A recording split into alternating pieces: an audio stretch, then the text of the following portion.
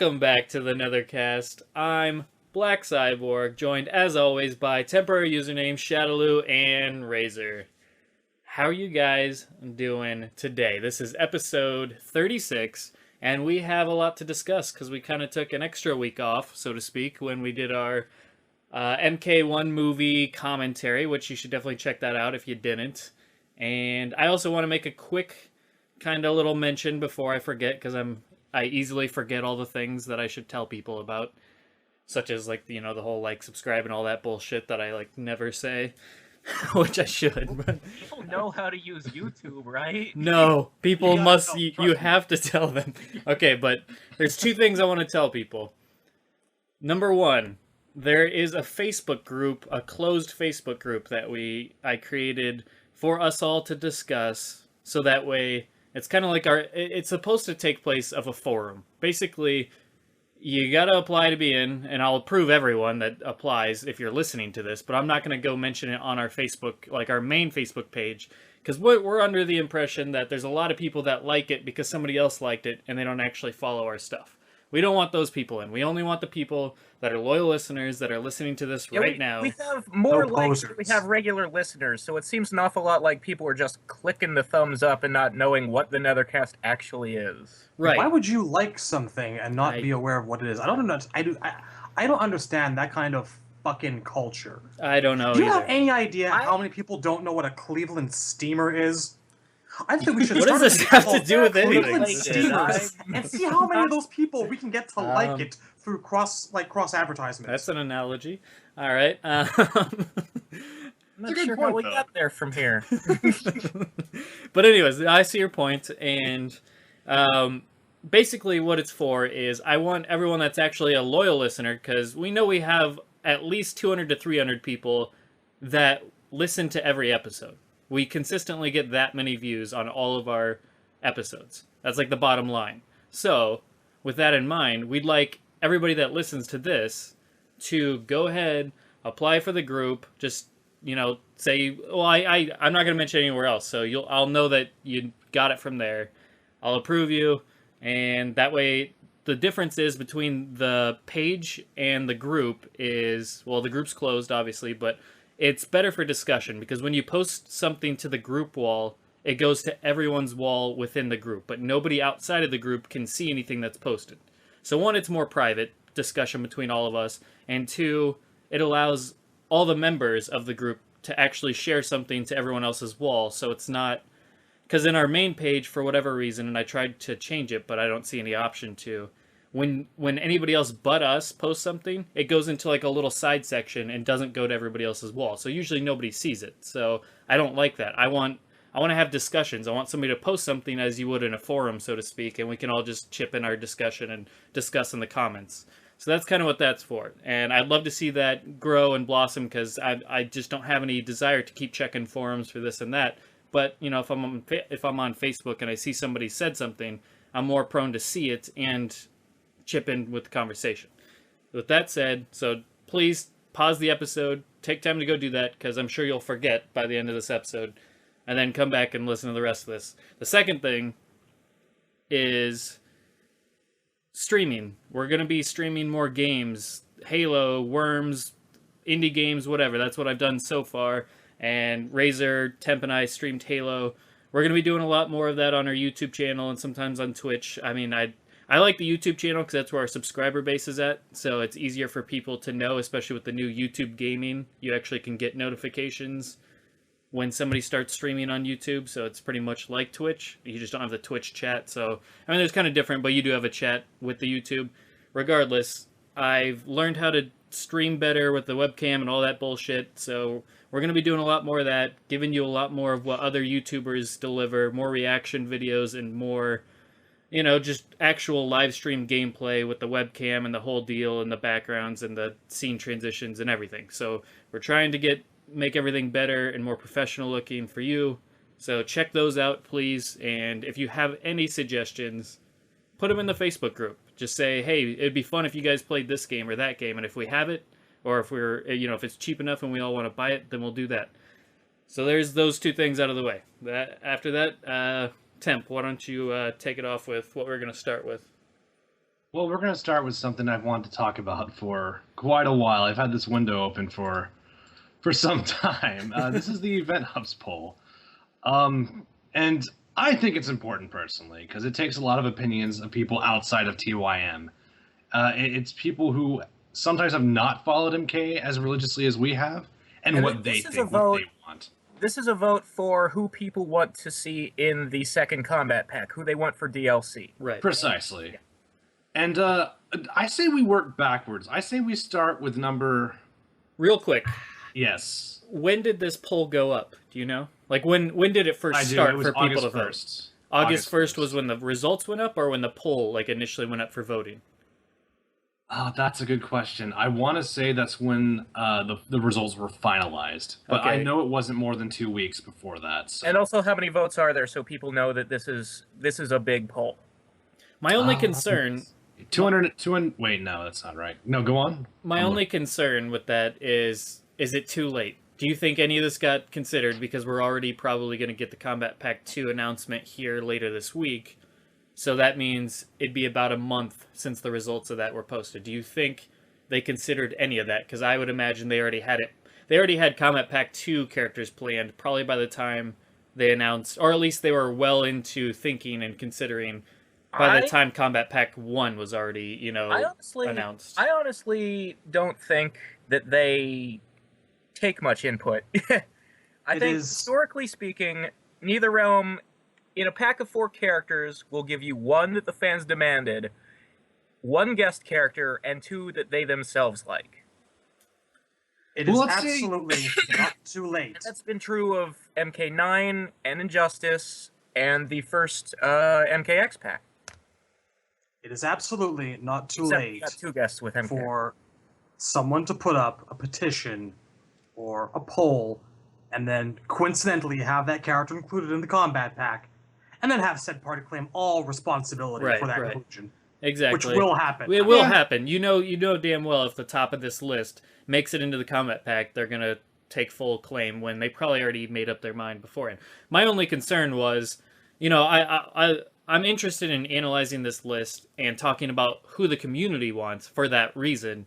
Yeah, but using this list as something that they'll actually consider is probably very unlikely because it wasn't posted early enough, so to speak. If we get a Combat Pack 2, that is the case. But I'm still of the opinion we're going to get something else. I'm probably wrong. I hope but to if we get Ultimate MKX, there's some kind of plans for MKX as a platform or an Ultimate MKX where there will be more characters past Combat Pack 2. But that's just me being pessimistic about who the characters I think we're going to get are, and that I don't think Combat Pack 2 is going to be satisfying. So I hope to God there's more after. Well, this is the timeline, though. I think the timeline works with Ultimate MKX. That is, I think that's a possibility we should consider at least. Yeah. The other thing is, I just don't want to put Street Fighter level expectations upon this thing.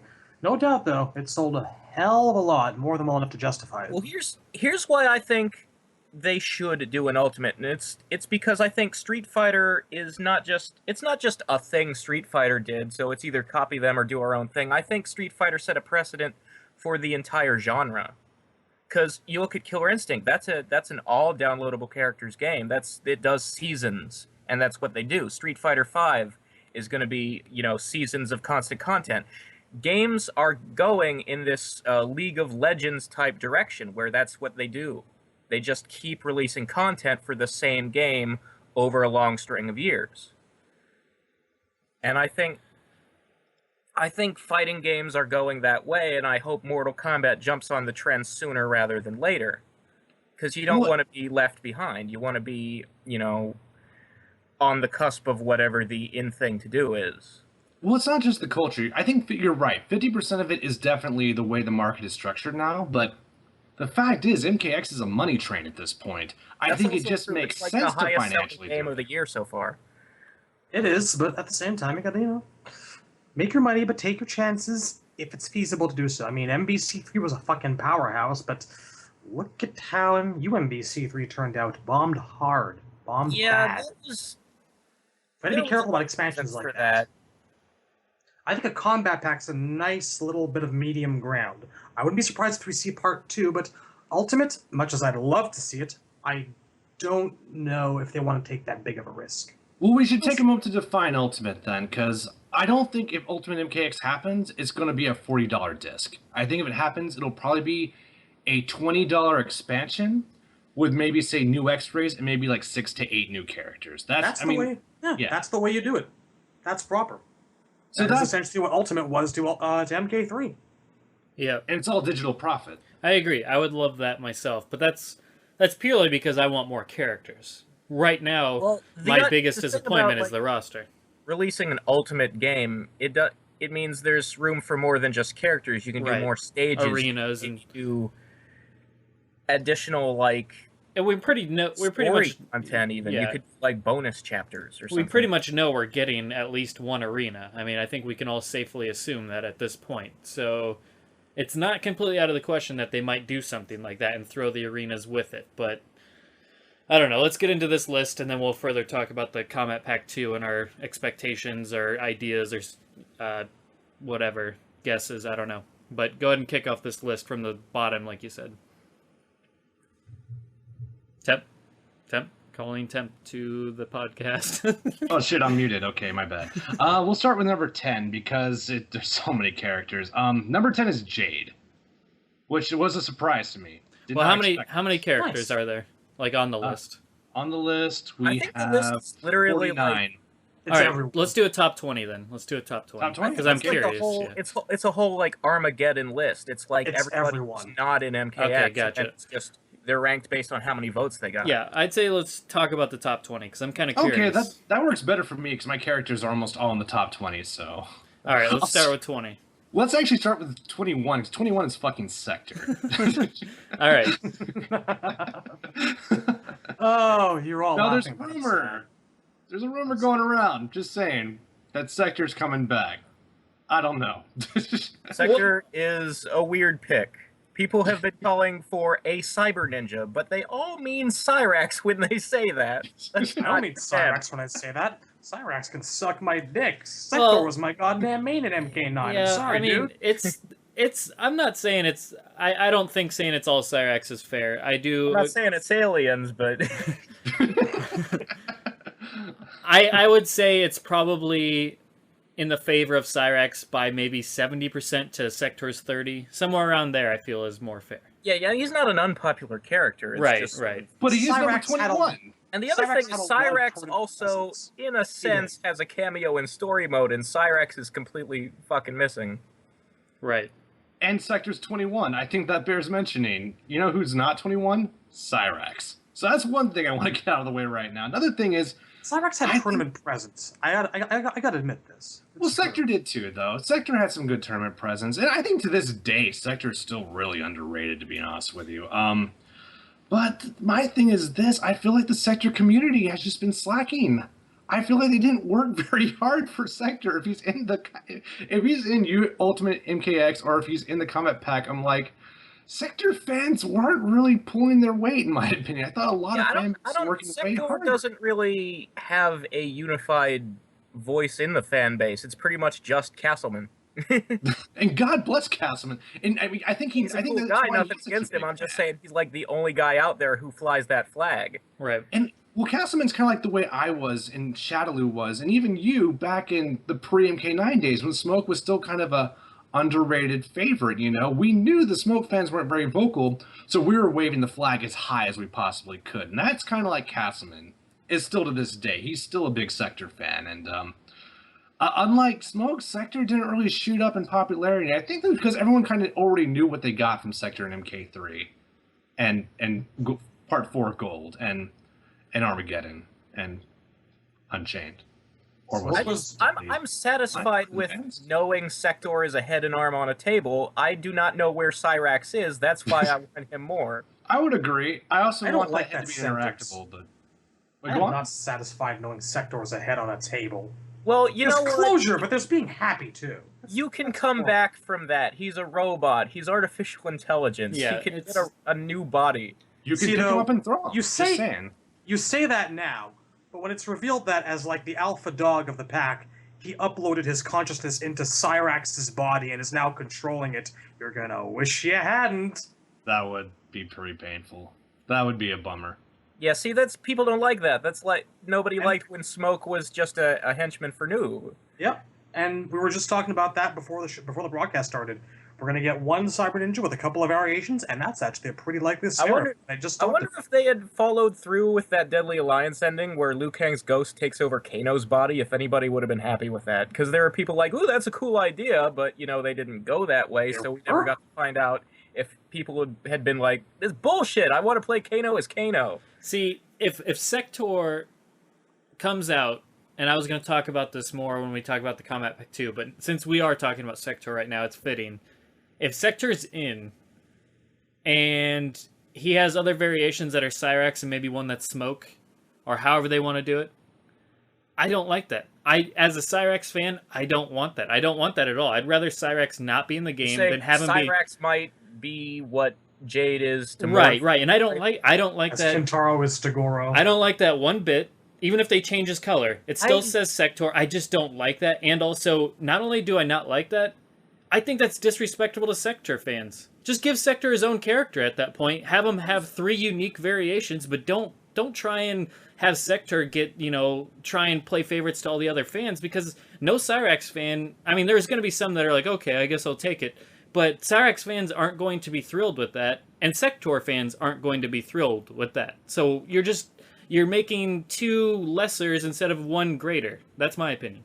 From a character perspective, reducing Cyrax's identity to a set of moves that is given to Sector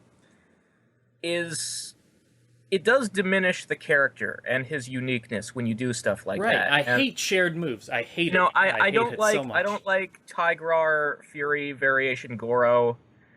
I'm okay with Mournful only because it feels like there should be a story behind it, even though there's not, which is disappointing. But I still, I can see Kitana picking up those weapons in tribute of her dead friend.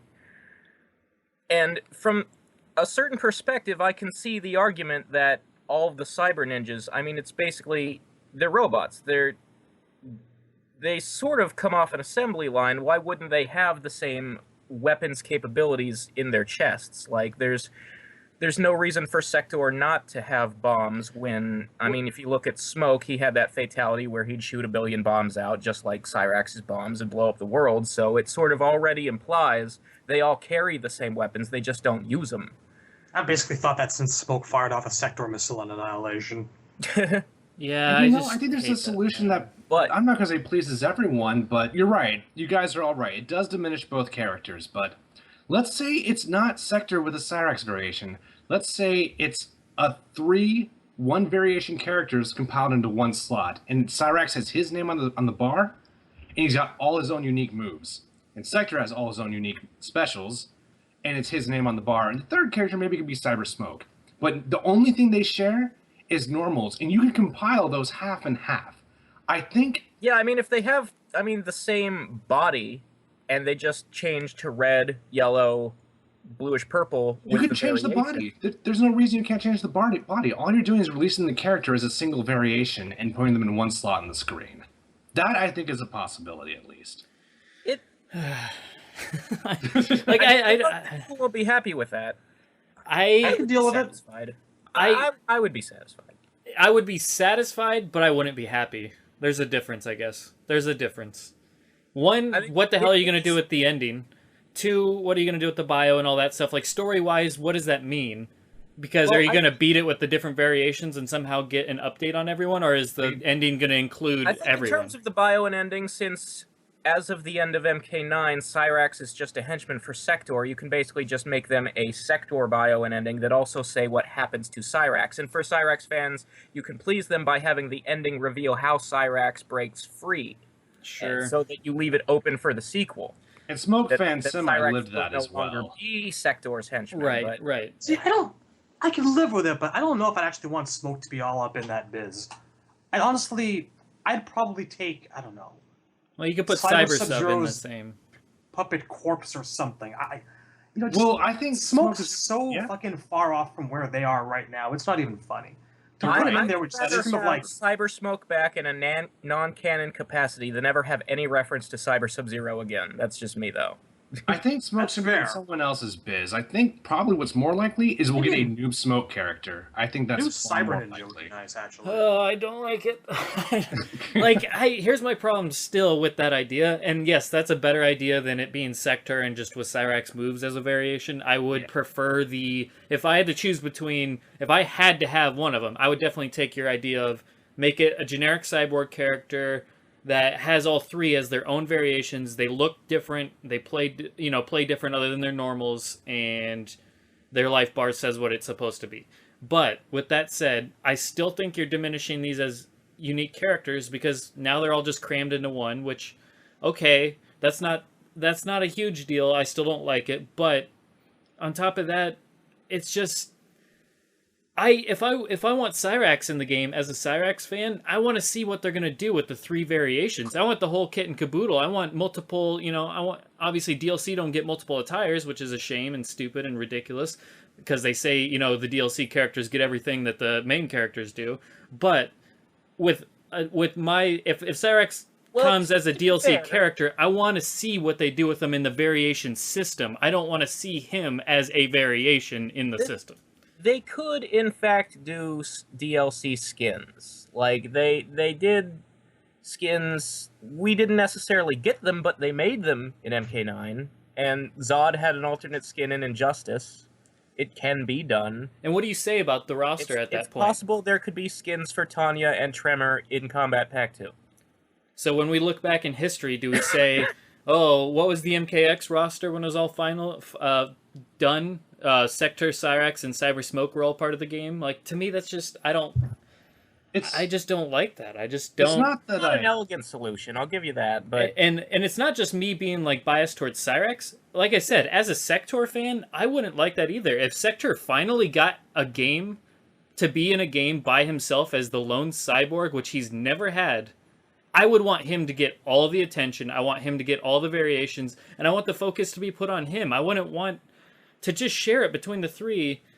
Some may see that as better than nothing, and I'm not trying to make it seem like, oh, this isn't good enough, I'm pouting. It's just, I just think that's ridiculous. I think that's ridiculous. Well, here's my response to that. It's not that I don't agree with you 100%, because I do. You're right. It totally diminishes them. My thing is this. If every time a new Mortal Kombat game comes out, we're all throwing dice. And with MKX, we were throwing dice on Fujin, and we had 100 dice, and we said, there's no way we're not going to get Fujin. And when we rolled the 100 dice, we scored 100. It was that bad.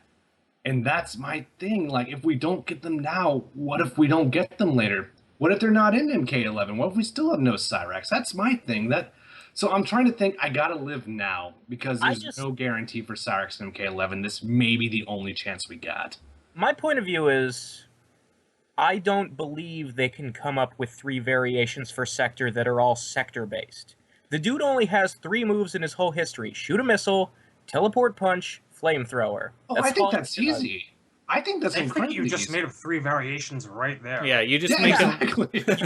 that. You just make each their own star of the show. Yeah, I agree with the others that you can make. I don't know. I don't have a personal issue with like you could list a character and I could probably come up with 3 variations. All you got to do is take their special moves they've had, split them up, and make an entire. Like I said with Reptile, why he didn't get one variation that was all like force ball based, one variation that's all acid based, and one variation that's maybe he's tongue. There you go. That's what I suggested before. So, like that's just cool. That's way cooler than what I think he got. He got the injustice treatment. Watch Sector get the tongue variation. I don't know. He has a rape laugh as one variation. That's all he does. But I don't know. Anyway, let's move on to 20. We all got our fill in that. And we'll probably revisit it in the combat pack talk. But yeah, let's go to 20. The timing will be proportional. We spent 21 minutes talking about character 21. Yeah. The next 20 are devoted to number 20. We're built for our work. Number 20 is, I'm just glad he's in the top 20. That's Havoc. Yeah, I feel like that's appropriate for the character. I mean, we all like Havoc, but I can understand why, say, not everyone's going to be or like Havoc because he was only in one MK game. So maybe he just doesn't have the appeal or the popularity or the iconic status. He's got the appeal. He's got the popularity. They just don't want to do anything that involves Chaos Realm for the time being. Despite the comic, Havoc is still obscure, and this is, I mean, this poll was at Event Hubs. It's Right. the fighting game community as opposed to the True. Mortal Kombat community. Which is why I'm glad. I think if you narrowed it down to just people who like the lore and the characters and like actually know everybody who's on the Armageddon roster, I think Havoc might make top 6. I mean, he makes my top 6. If you didn't live the Deception era, it's hard to appreciate characters like Havoc and Ashra because you don't see the whole picture unless you played that game. Right. And I mean, but Havoc is maybe the only new character in Deception who's good. So there's that. And well, that's I like arguable, Ashra. I will grant. I mean, I like Hotaru and Ashra. yeah, you could make a case for Hotaru and Ashra. I actually do like Onaga, but in terms of like the playable characters who I think have enough character to live beyond Deception without being overhauled, Havoc is the only one who's already got all the tools. I do think he has the most potential. Yeah. All right, are we good on Havoc? Yeah, I mean, I think we're all rooting for him, so it's really not much else to say about that. Havoc has to be one of the most #1 talked about characters on the Netherkast, honestly. He's up there.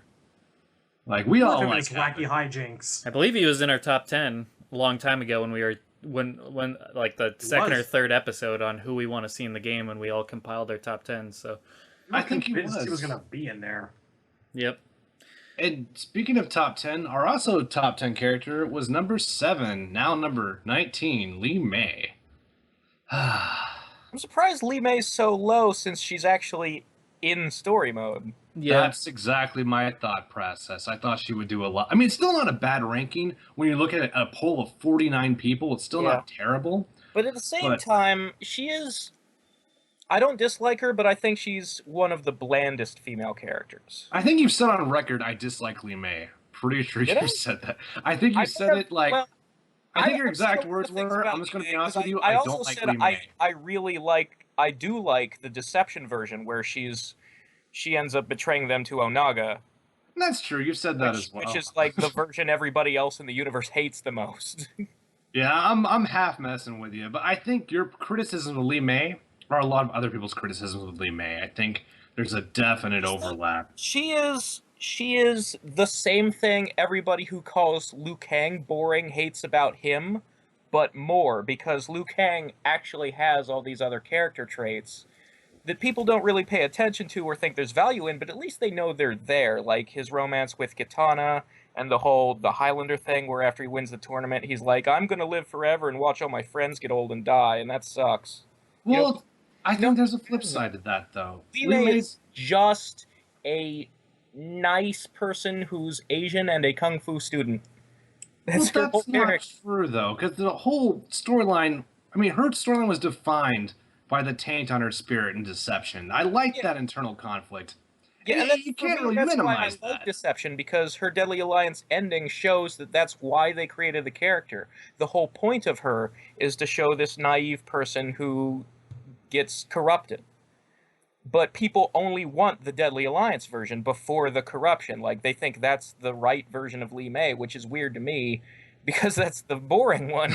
Well, you could argue... I'm sorry. Li Mei is a result of the team sitting down, watching Crouching Tiger, Hidden Dragon, really liking that flying forward with punches screen, and then making a character out of that. She's flat, boring, uninteresting, crap, stupid. All right, let's talk about You're not going to Hollywood. The list is just Liu Kang and Tanya combined. Here, I'll chime in real quick. The reason why I think Li Mei only got 19 on the list is I like Li Mei, but I think the reason why she only got 19 as opposed to another female character from that era that's much higher that we'll get to is because I feel like Li Mei suffers from... She's one of those characters that isn't flashy in appearance or in... Yeah, that's another thing. She's kind of special powers. She's like I've watched a lot of playthroughs of story mode, and when people get to the the scene where Johnny and Sonya are interrogating Li Mei, they don't recognize her. They don't know that she's a character from previous games because she just looks like another one of these random Asian village or outworld villagers. Well, what I'm trying to say is, like, it's easy to see why people love Sub-Zero so much, Scorpion so much, Raiden so much, and it's understandable why other people don't see someone like Liu Kang as that exciting. And I know Liu Kang has plenty of fans, but I'm just saying there's a reason why Sub-Zero and Scorpion are the most popular. It's because they're the most flashy. They look really badass. Li Mei doesn't have a gimmick. They're ninjas. They look awesome. They got the cryomancy. They got the special powers. Raiden has lightning all over. He's a god. He looks really different. So it's just, that's where I think Li Mei suffers. And I like her. I like her despite that. It's not a problem for me. But as a general population, most people are going to go towards the flashy characters, the reptiles, the ninjas. That's why the ninjas are the way they are. It's because ninjas are cool. Ninjas look badass. So they got that going for them. They all have cool special powers, kind of like the cyborgs have their popularity based on the same kind of... They look flashy and different. Whereas Li Mei just kind of, she blends into the martial arts crowd, which is a little bit harder. They have a harder road to go to get the popularity. Let's expand upon that, because I know Shadowloo's not alone. A lot of people have told me that about Li Mei. Here's the thing. Li Mei is sort of like the epitome of typical Outworld civilization, who's not a henchman, who's not a demon, who's not a sorcerer. She is sort of the rural side of Outworld, and I think she represents that well. I think she's also very essential to Deadly Alliance, because Quan Chi and Shang Tsung are wreaking havoc.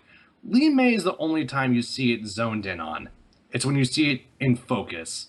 And that storyline carries on in Deception in a really nice way up until the ending. That's where I semi-disagree with Razor. I don't think people have a problem with Deception, Li Mei. They have a problem with the ending. And even I'm in that camp. So, Li Mei is not flat. She's subtle.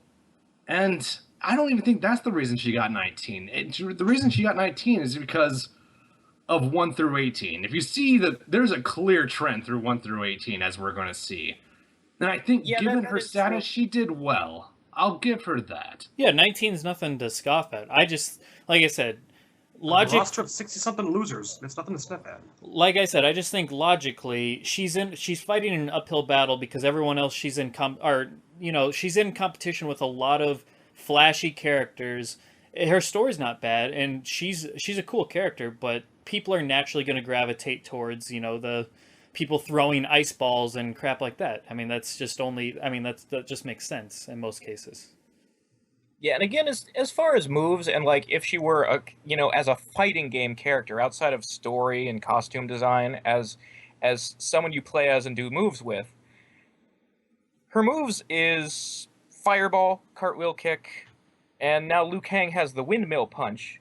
She just does that floating. So what would you do with... She needs an overhaul to stand out. Yeah, and that's why I want to see her... I don't necessarily agree with that either, honestly. But go on, Cyborg. I was just going to say, I should clarify, I don't think she needs an overhaul. I just think she needs a chance to shine. I think Variations is her best way to shine. I think something like that really can expand upon her moveset and give her a lot more to work with than Deadly Alliance's 2 or 3 special moves. Like, that's... The Deadly Alliance characters especially had it bad because they only had 2 or 3 specials and only one fatality. And Ed was trying to copy Tekken and focus on real world martial arts. Yeah, and they were in a 3D environment, so things were just different. She was just fighting an uphill battle in a lot of ways. I just think if they really want to keep that martial arts focus, they should just go ahead and give her a flying guillotine. Okay. Well, Seriously. it's like I'd be okay with that, honestly. I wouldn't have a problem. I've been waiting for someone to have that fucking move, considering how much of MK's backstory is Hong Kong cinema based, and no one's got a fucking guillotine. Yeah, Shujinko's alt looks like that would guy, have it because his alt costume is dressed like the guy from the movie. But it wasn't the guy; it was the weapon that was so freaking cool. Yeah, I think if you give her one really nice, unique weapon, it would really help her to stand out and maintain the crux of her character. And standing out is important because it's like I'll further put emphasis on the fact that she has an uphill battle in that sense. I'll equate it to someone like Kano or Johnny Cage. The reason why Johnny Cage stands out is purely because he is the comedic relief. He's hilarious. He does a lot of cocky... It's his personality that makes him stand out. His moveset, other than the ball thing, He's not that special. Or the shadow kick is cool too, but I mean, his look and his moveset for the longest time weren't anything that special when you compared him to like the ninjas and stuff like that. So he was also fighting an uphill battle, but he had the personality plus the movie appearance, and I'll give Kano the same thing. Kano, the reason why a lot of people find him boring and bland is, once again, he doesn't really have special powers. He has the eye laser, he's got the iconic look from the old games, and he was in the movie. But beyond that, he's fighting an uphill battle too, and that's why you see him struggle to keep up with the Sub-Zeros and other people like that in the world. It's because he doesn't have the flashy powers and look. He does. Well, he's also kind of gross and obnoxious too, and that was always my obstacle. Yeah, true, I guess, but most people don't really see the gross aspect in Kano as a problem. He's like a male, boring Devora to me. That's why I don't like him. Ouch, dude. You got You that know whole it. vagina thing going on. Kano's not that repulsive. Yeah, I don't. Just chest hair swat. perhaps, but He's Swat a the abs with the eye. gross, It's Kano. hairy, middle-aged man. Let's not. He's Billy Mays with muscles. that's even worse. But man. yeah, That's I too guess much. my point was they all have that That's in Team Billy common. Mays. They're all Ever since struggling. Trevor God's performance, though, they gave him that personality. Right. That's what's I helped him to like- hang I on a like, lot in recent years. I like that his MKX model has stretch marks on his abs. Like he's the flabby and signs of aging. They really went to town on that, and they did a good job, I think. But anyway, I guess that wraps up for Lee May. I think making melee moves the same melee move, distinct among characters, is the easiest thing to do. I don't think that's an obstacle at all. I don't think they need to overhaul her in the least. But I see where everyone's coming from, where she doesn't have that selling point that's immediately visual to the fans. So, all right, number 18 is Shang Tsung. 18 minutes, go. I'm actually kind of surprised Shang is so low, but I guess when I hear the rest of the list, I'll be like, oh, there just wasn't enough room for him any higher. For me, I'm surprised he's better than 17. But go on, yeah. I'm just gonna say Shang Tsung for me. I like Shang Tsung a lot. He's been my favorite villain along with Quan Chi for quite a long time, but I'm just kind of tired of him at this point. I'm to that point where I just want to see him sit out this game. Yeah, that's like the thing with, bring him back in any MK11 or something. You can't have like a big bad show up too many times in a row. There's a dynamic to them that's different from all the other They lose characters. their mystique. You know, you Yeah. still got to see them as the big bad, but Shang Tsung's I always been I that think guy that right keeps now- showing up. I think right now Goro and Quan Chi are really suffering from that, and I think that's why they're sort of. And we got both Shao Kahn and Shang Tsung in MK vs DC. So that to me also, it's like he's been seen quite a bit lately. It's not like he was a main feature in MK9 as the bad guy, obviously. So Yeah, like I'll what the I'll be hell happy is if I going see on? him return in 11, but I'm okay with Shang sitting this one out. Yeah. Also, Goro's a kind of a shit tier character from what I Well, there is understand. that problem too. Although the patch helped him out quite a bit, so I'm- Goro's kind of a variable right now. But you're I saw right, he some- was bad before. I saw some happy squealing noises on Test Your Might with those 2-in-1s and a punch walks and shit. But yes, Shang for the time being, no. I've said it before. I'm really pissed off with how Shang's been treated basically for the last 15 years of MK, ever since Deadly Alliance, pretty well, 10 years actually, rather.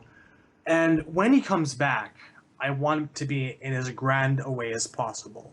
He's too good and has too much potential, and it's got to be big, you know. I hope I'm not that saying he has rises- to be the big bad, but he needs Well, to make a big actually fucking do- entrance. I actually do hope that he rises to be the big bad the next time he shows up. I want I'd love that because it's been a long time. I'm just now not that expecting it at Shinnok all. is a severed head flopping around like a fish, and Quan Chi is dead, and Shao Kahn is dead. I think Shang should they should go where Deadly Alliance happens, but without the Alliance, it's just him. And then I want to That'll see. be so- different and how he sort of comes into his own without Quan Chi there to overshadow him. And then after that, give us a new bad guy. Dear God, we've seen the same bad guys for so long. I mean, think about it. The main Shinnok was No, nice. If they create another new bad guy, he's just going to be a stone man with yellow cracks, though. No, Don't no. encourage it. No, But see, that's Razor, I I want- That's a cool design. They don't have to work hard. Here's Razor, no. Make them work hard. he It comes might out throw- bad. he might throw blue fire. It might be really different, you guys. See, my problem here is Honestly. I don't want a big dragon king like that. I want another guy like Shang Tsung, like Quan Chi, like Shinnok. I want not an average looking dude, but I want another dude that I don't like the Shao Kahns, the giant muscular fucking. I think that's too cliche to make your bad guy just this ginormous figure to fight. I like the idea of a guy that just has a lot of power, is very manipulative, and does his own shit. I want another one of those guys, because it's been since Shinnok that we've seen another one of those, and Shinnok didn't get the greatest outing in MK4, and it wasn't until here where he really, really got his chance to shine again. So I want something new. I'm tired of facing Shao Kahn, Shang Tsung, Quan Chi. And Dragon King, yes, he was only in that one game, but like I said, and then we had Blaze and Armageddon. I'm tired of the big figures like that. I don't know. Who wasn't buff, and then they buffed him out to be the boss. Right, so, and I want another sneaky little. I can see where you're coming from. I just don't have faith they'll pull it off. So Yeah. I would be up for a multi-person endurance in a world round as where the I don't last trust fight. them to make a new character who's a good boss, I'm like, you know what? Just bring Onaga back. I feel like they should take the reverse route. Take someone who's not so high up on the ladder and make them rise above the food chain. Like, honestly, Sector is my favorite villain in MK. A lot of people don't know that, despite all the shit I was talking earlier. Reiko, I think, is another good candidate. He is boss material, in my opinion, if you do him right. Chameleon. Fuck. I feel like some of those sort of the mid-tier, as far as how villainous they are, characters. The thing about a boss in a Mortal Kombat game is you have to believe they threaten the universe. Like, whatever their plan is a problem for all the realms. Sector is just a problem for, you know, whoever his cyber ninjas attack. And he's a guy with an army of, you know, toy soldiers. And Cyrax fans, he's a plum for Cyrax. Reiko is just, in terms of the amount of power he commands, he's just a smart Baraka. I wouldn't mind a smaller scale battle, though. I wouldn't mind a smaller scale story. Here's the thing. We made MKX a story around the special forces, right? Smaller scale story, it makes you ask, well, if this guy's just a threat to this group of people, then why are these characters from this other realm in the game? You know, it has to be a problem for Earth and Outworld and the NetherRealm in order for the cast to assemble. Otherwise, there's no logical reason for, like, you know, Kotal Khan and whoever works for him to appear in a game when the only realm threatened is Earth. Well, the idea that Earth is threatened means that Earth is insufficient to defeat the battle. That's when Outworld comes in. You bring in allies. You bring in, really, other evil allies. You have the villains work the same system. The problem so I don't is think that's a problem. How are you going to convince Kotal to help you if he's not friends with us. He's not, you know, he's not a charitable guy. He has his own problems. He's only going to involve the armies of Outworld if whatever you're fighting is a problem for Outworld. Oh, well, screw Kotal. You don't need the king of Outworld. Well, you can have Outworld characters. You can say that about pretty much any group in Mortal Kombat. And you can go down... Like, maybe the Special Forces. Imagine a villain who wanted to take over Earthrealm, but didn't have the means to do it. One in Outworld, that is. You can You walk ride the down Technoman. any given street in Outworld and find someone who's probably willing to depose the current Emperor. I don't think finding allies in Outworld is much of a problem.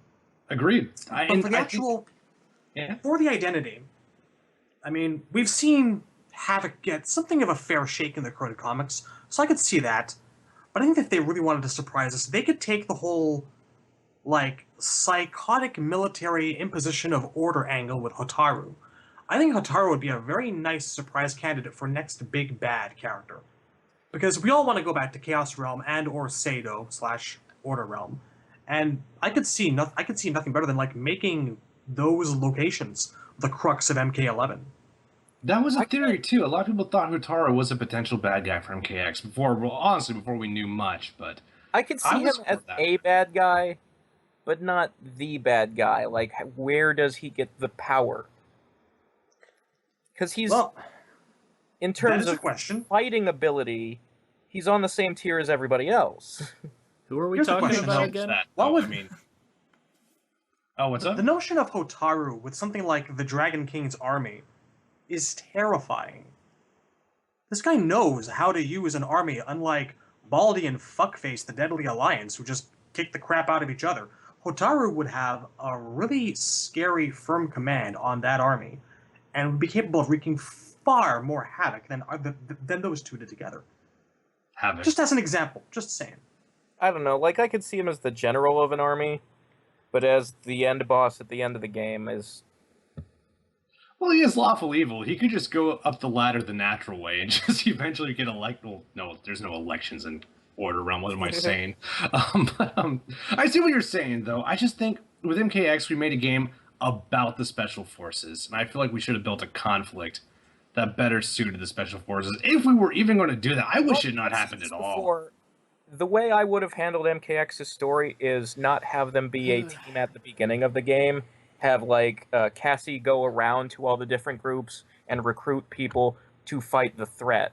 And, like, Jackie didn't have to be in the army following her dad's footsteps. She could have been, like, an Olympic kickboxer who was, you know, like, I don't want to do what my dad did. I want to be my own person. And Cassie has to convince her to fight in Mortal Kombat.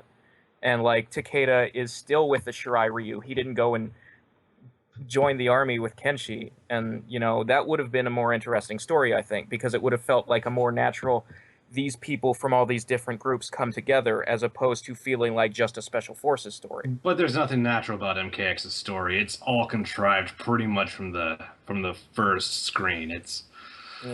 But anyway, number 17. Was that Shang Tsung that we were talking about? What happened here? It sort of evolved into Got end off bosses. track. We do that. Don't act surprised. What was that, 18 minutes there? We lived up to that? Pretty well. If we tangent off of 17, I'll be impressed. Number 17 is Nightwolf, who was my co-secondary in MK9. I'm a very big fan of this character. He would have been my main if my main wasn't Smoke. Wait, so it's Nightwolf? All right, well, let me tell you about Serena here. We got... You did the woof thing. The woof. Woof, woof, woof. Talking shit about my waifu, bro? No, I like Serena. All right. I was poking jokes at the fact that we just went on like an 18-minute tangent. It's true. I have nothing to say about Nightwolf. I don't either. I'm surprised that he's so high on the list. I don't have anything to say We'll either. see him up there. I just... no, not yet. Well, I'll take the wheel on this one then. I fucking love Nightwolf. I think he's fucking... Stop Are you that. deliberately pronouncing it I'm wolf? gonna hurt you. I'm trying as hard. It's actually harder than it sounds. Yeah, like, it's Really got basically- about it. you don't It's not hard, all right? I mean, it's not nearly as hard as it is to say Nightara. Nightwolf. I have practiced both, and I can't do either very well. I just think from a gameplay perspective, he's a great design. And I love the shaman. I just think he's the ultimate warrior if the ultimate warrior was a Native American. And he has magic. I think that's really cool. It was And far less insane. Yes. If Nightwolf was that insane, I would main him. Sorry, Smoke, but oh god. Now I want to see Nightwolf cut a promo on Hulk Hogan. Oh, so Nightwolf's good shit. Shao God. Or Ultimate Warrior cut a promo about feeling his animality. All right, good shit, Nightwolf. I'm a big fit right in. All right, number 16 is Reiko, or Rico, or Reiko. It's pronounced Reiko like an A. You gotta hold the A. I'm gonna say That's canon. Everybody listening, Reiko. I'm gonna say Reiko though. I will wrangle you through the internet. I'm not gonna give in. Yes, please. Right? Reiko. Make it happen. Reiko would be cool. He's probably on the lower end of like the 8 characters that I want, but I still would be happy to see him in. Yes. Again, he'd be in my top 6. I can understand why he's so low on an Event Hubs poll where it's, you know, casual fighting gamers. I mean, for me personally, 16 is kind of perfect. I like Reiko, but there's mostly because he's such an inoffensive character. Like, there's nothing wrong with him. It's just Reiko never climbed up the ladder for me. But I like the character. I think he's all right. I've always said, aside from being slightly bland, he feels like an original trilogy character to me. Yeah. Yeah, he's cool. They've just got to bring back that sweet-ass MK4 teleport. Whoosh. Kind of miss that fatality, too, when everything keeps spinning in place. Oh, yeah, the torso kick. That is my favorite MK. Flabap. It's good. It's good. I liked it. Yeah. All right, I number. always thought Yeah. that fatality sort of... That was my evidence for the old Reiko is secretly Shao Kahn rumor. Because Oh, yeah. Khan always So did it was those giant torso You kicks. look at that, and yeah, that was basically Khan's MK2 and 3 kick. It's like, what kind of muscle and leg muscle does he have going on there? It was supposed to evoke that, absolutely. But yes, moving on to 15? 15, yes. 15. And it's our favorite NetherRealmer, I think, Serena. Yay. Yay. 15? Really? That low? That's a shame. Hey, I'm sitting here at 19, dude. It's not fun. She's in MKX. She's obviously the hottest girl in the game. 15? Even I agree she's the hottest. Like, Lee May is not my favorite because of her sex appeal. Like, I actually think, like, when it comes to actual, like, sex tiers, if that's even a thing, probably Serena is on top, as far as the attractiveness of character design, Serena is above and For a beyond everyone else face that on the is roster. That's functional. why I like her. All right, well, I'm not as into like the goth chick as you guys apparently Oh are. my god, none of you know what a fucking goth She's chick more is. creative looking. Like everybody else is just a regular chick with normal hair and face. She has two-tone hair. She has face tattoos. She looks more interesting than the other people. All right, well, excuse me for not knowing what a goth chick looks like, but to me, that's what a goth chick looks like, so deal with it. And two, I have an opinion, and I'd say it's Frost. Yeah, deal with it. Serena's a goth chick, Reiko is a goth guy. I'm just getting that out there. Gotta Go hook those two fucking up. club sometimes, you posers. If I run into Reiko at a goth club, that would be the sickest shit ever. You are an old-fashioned man. She is goth from like the late 90s. I just You know, don't like- know what kind of clubs. It's like I say goth, and you word filter that to like S&M dungeon. I don't know. There's a divide, dude.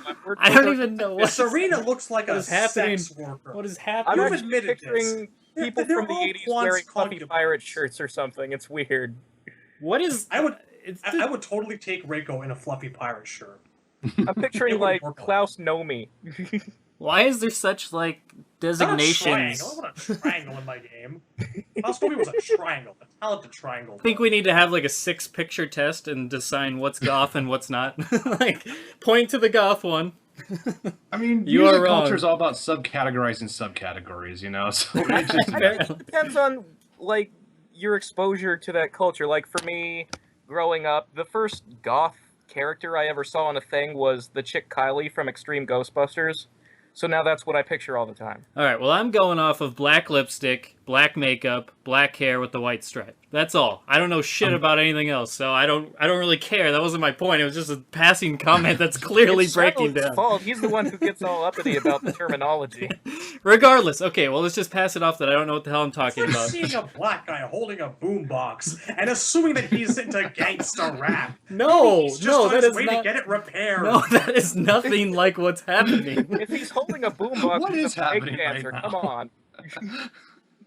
This is. Oh, I'm having I'm fun. going off the Kira. That's my image of God. That's All how right, you know what? Kira would be another one, yes.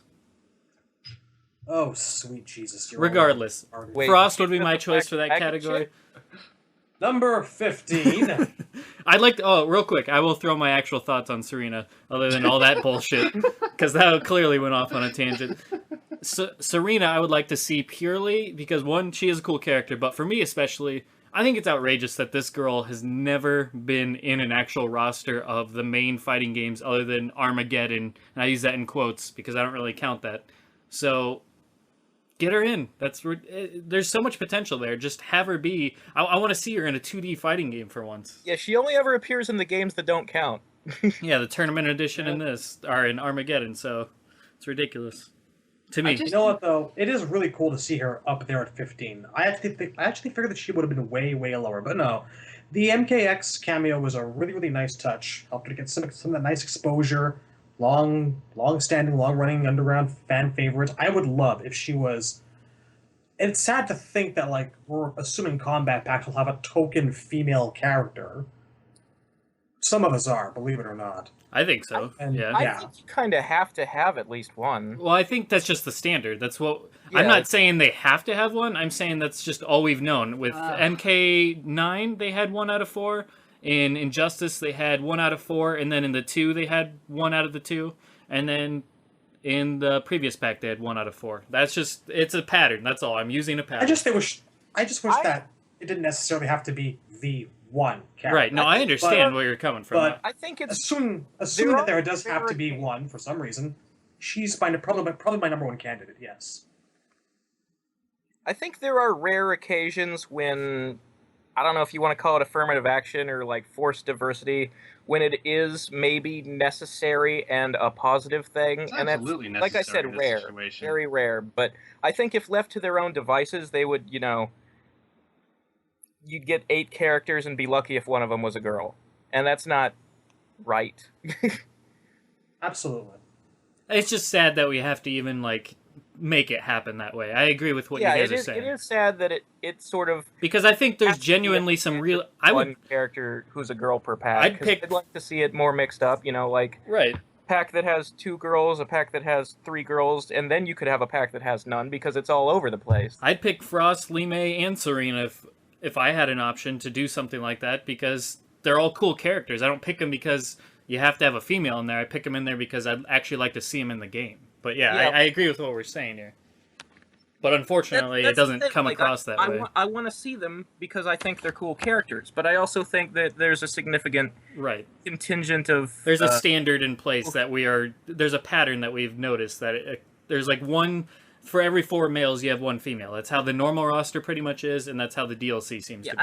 And I think the audience has a lot to do with that. Like there are some people who don't really care about female characters, and maybe not because they're female. It's just that people sometimes, when they pick their favorite, want to pick someone who they relate to. Yeah. Yeah, I do the same. I mean, generally speaking, there's a lot of female characters. Generally, aren't my favorite characters because I do usually pick the one that I relate to most, or that I don't know, gravitate towards most, but that doesn't mean I don't have a lot of female characters throughout comics and games, etc., that I really, really do like, and they're my top 3 favorites, whatever the case. But yeah, there definitely is a thing there.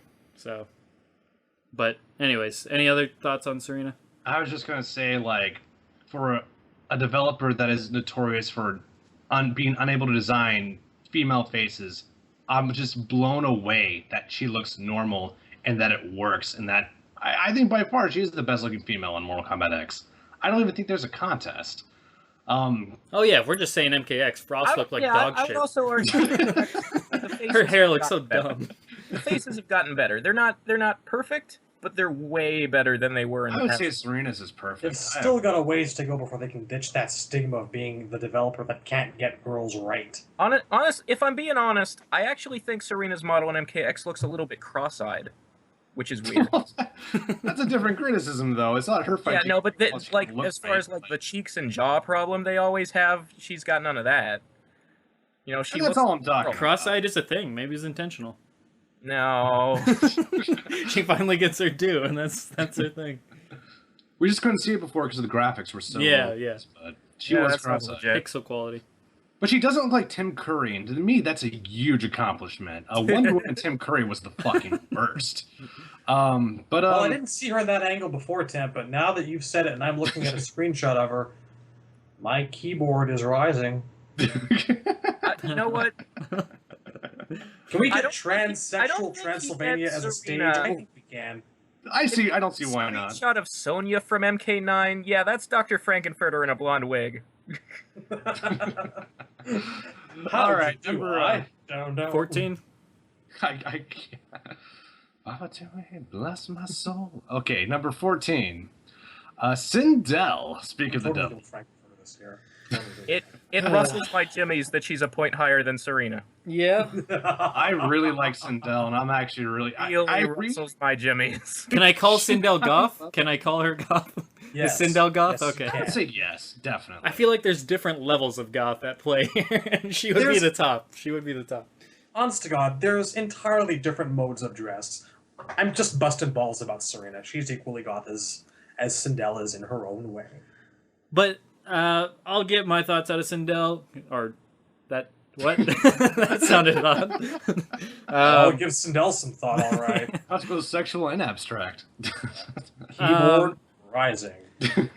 She's honestly one of my least favorite characters of the original trilogy, and I know that's got to bother Temp a little bit. I mean, just because I know he is a big fan of her, but She was my co-second. it's not that I dislike her. I just don't really like her, which is I like most of the I can't fucking talk. Trilogy crowd. Maybe I should just say Nightwolf a few more times to help it along. Yeah. Out of the trilogy crowd, she was probably in my bottom 5. I don't know. I just never really liked her. I didn't really care for her in the movie. Not that there was anything really to care for in Annihilation Sindel is my favorite Sindel. I mean, I don't know. Either way, I just because I hate Sindel. I didn't really care for her. I didn't really care for her powers. Her look was okay, but I mean, she's like the older chick, and I didn't know. I just wasn't for me. Yeah, and either way, just do I want to see her in MKX? Not really, especially because I think there's so many better options. So, like, there's 8 or 9 characters I'd much rather have than her, and if we're having limited spots, then she does not make that list. But, you know, maybe MK11 or something. I'm not against her ever coming back. I just, with such limited spots, she would not be in my top 10. I might put her as my number 9, maybe. Because I don't know what kind of scenario would pop up in the future where Sindel would be a natural choice for a character to be around. And she's already got that MKX story presence, Wraith-like or otherwise. I don't know. I wouldn't complain if she was to show up as, you know, part of that presumed DLC story pack or whatever the hell you want to call it, but there are a lot of characters that I would take first and foremost. I've always been a huge fan of that design, and gonna admit, if she overacted in Annihilation style all the way through MK9's story mode, I might have liked it a lot more. I guess just to wrap it up, honestly, she's probably she's the top 5 character of all time for me in MK. I actually like her a lot. Do I want her as DLC? No, we have a perfect. It's the same thing with Smoke. Really, we have a perfectly good fighting game with an input bug. And with MK9, where Sindel's a really good character. I think she's very underrated. I love her gameplay style. I think we really need to start fleshing out the Deadly Alliance Deception characters. And in MK11, she will be one of my number 1 characters to come back. I love Sindel Death. And it's not just the character. I do like the character a lot, but it's also the gameplay here. Her gameplay style is one of my favorites because she's not true zoning. What she does is she controls space with her zoning, then she gets you frustrated, and then you can start your mix-ups. And her mix-ups are surprisingly very good. A lot to say about this character, but it's not just zoning, it's air zoning. She's not just keeping you in one spot, she's controlling your way of getting out, which is very important to how I like to play fighting games. And just, I really like just sort of the queen figure. I like the idea of a royal queen character. I don't think there's a lot of that in Mortal Kombat. One of the things that bothers me the most about Sindel, the idea that you need a queen in a universe where her daughter exists. Kitana can be the queen. Sindel only serves a purpose in MK3. After that, fucking kill her off and let Kitana have the fucking throne and be more important to the plot. I mean, I see what you're saying, but that's a different angle. Diplomatic about it than that, but yes, I kind of. I'm not saying I'd like Sindel because Outworld needs a queen. I'm saying I like Sindel just because I like the queen persona, and I don't see, even if Kitana does become queen, I don't think she's going to wear it as well. I don't think she's going to have that queen vibe to her character that I think Sindel does really perfectly, in my opinion. You know, take it back. They haven't really tried. Back. Like, hey Temp. Yep. Hey Temp. Yep. You know what's queenly? What's that? Devora. Ah. She's a brood mother. Ah. Got a whole hive of those little critters. She's their She's queen. a mother, all right. Ugh. Just okay, we need a queen there. without vagina abs. That's what we need. We need a queen who is cool and doesn't split open her stomach to release bugs. You know what? The abs aren't even the worst part. It's her openings on like her arms and shit. Like when her pores expand. Stop. Oh, My penis can only get so erect. Gotta get that keyboard back down, Shadowloo. Gotta lower that thing. But I feel like the queen vibe woven into a character is done really well with Sindel. And I like Kitana a lot. It's just I feel like it's an aesthetic. It's not really a story thing, Razor, if that makes any sense. well, I understand what you're saying there, but I also, you know, that can be solved with a costume design that Kitana has never had. Well, she has the Empress costume now, but Yeah, but that's not actually a queen. That's just sort of a weird Maleficent sort of thing. which is the exact opposite of what I want, honestly. Yeah, like in terms of making her look like elegant and matronly, you could do it, they just haven't. I think, well, you know, In every previous game, like, they never had to dress her like a queen because she was still the princess, so they just stuck with the Ultimate MK3 Ninja design. there's another factor, too. I really do feel like there's a lot of parallels between why I like Li Mei and why I like Sindel. And I feel like a lot of the things I like about Sindel are just the... It's sort of like an unarticulatable thing, you know? It's just, there's something cool about how all the elements are put together. It's not something you can really put a label on. It's just one of those things like, do you like an Elvira Screamer or don't you, you know? And I guess I kind of do. Maybe that label is MILF. I promise you guys, it's not a MILF. I don't think... The problem I have with Sindel is mostly, I mean, I say it bothers me that we have this queen around when they could kill her off and promote Kitana instead.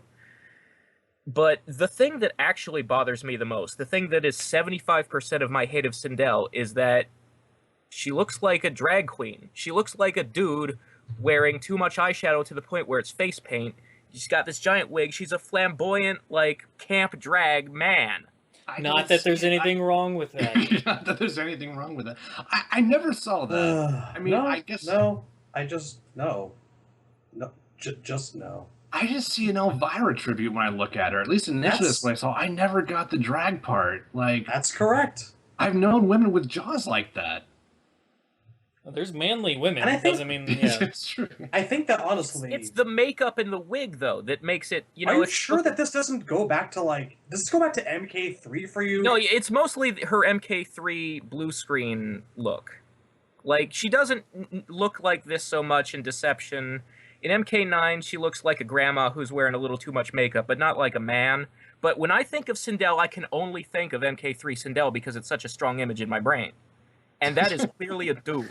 It's ironic because it's the same actress who played Serena, and I think Serena's hot as hell. But there's something wrong with that makeup.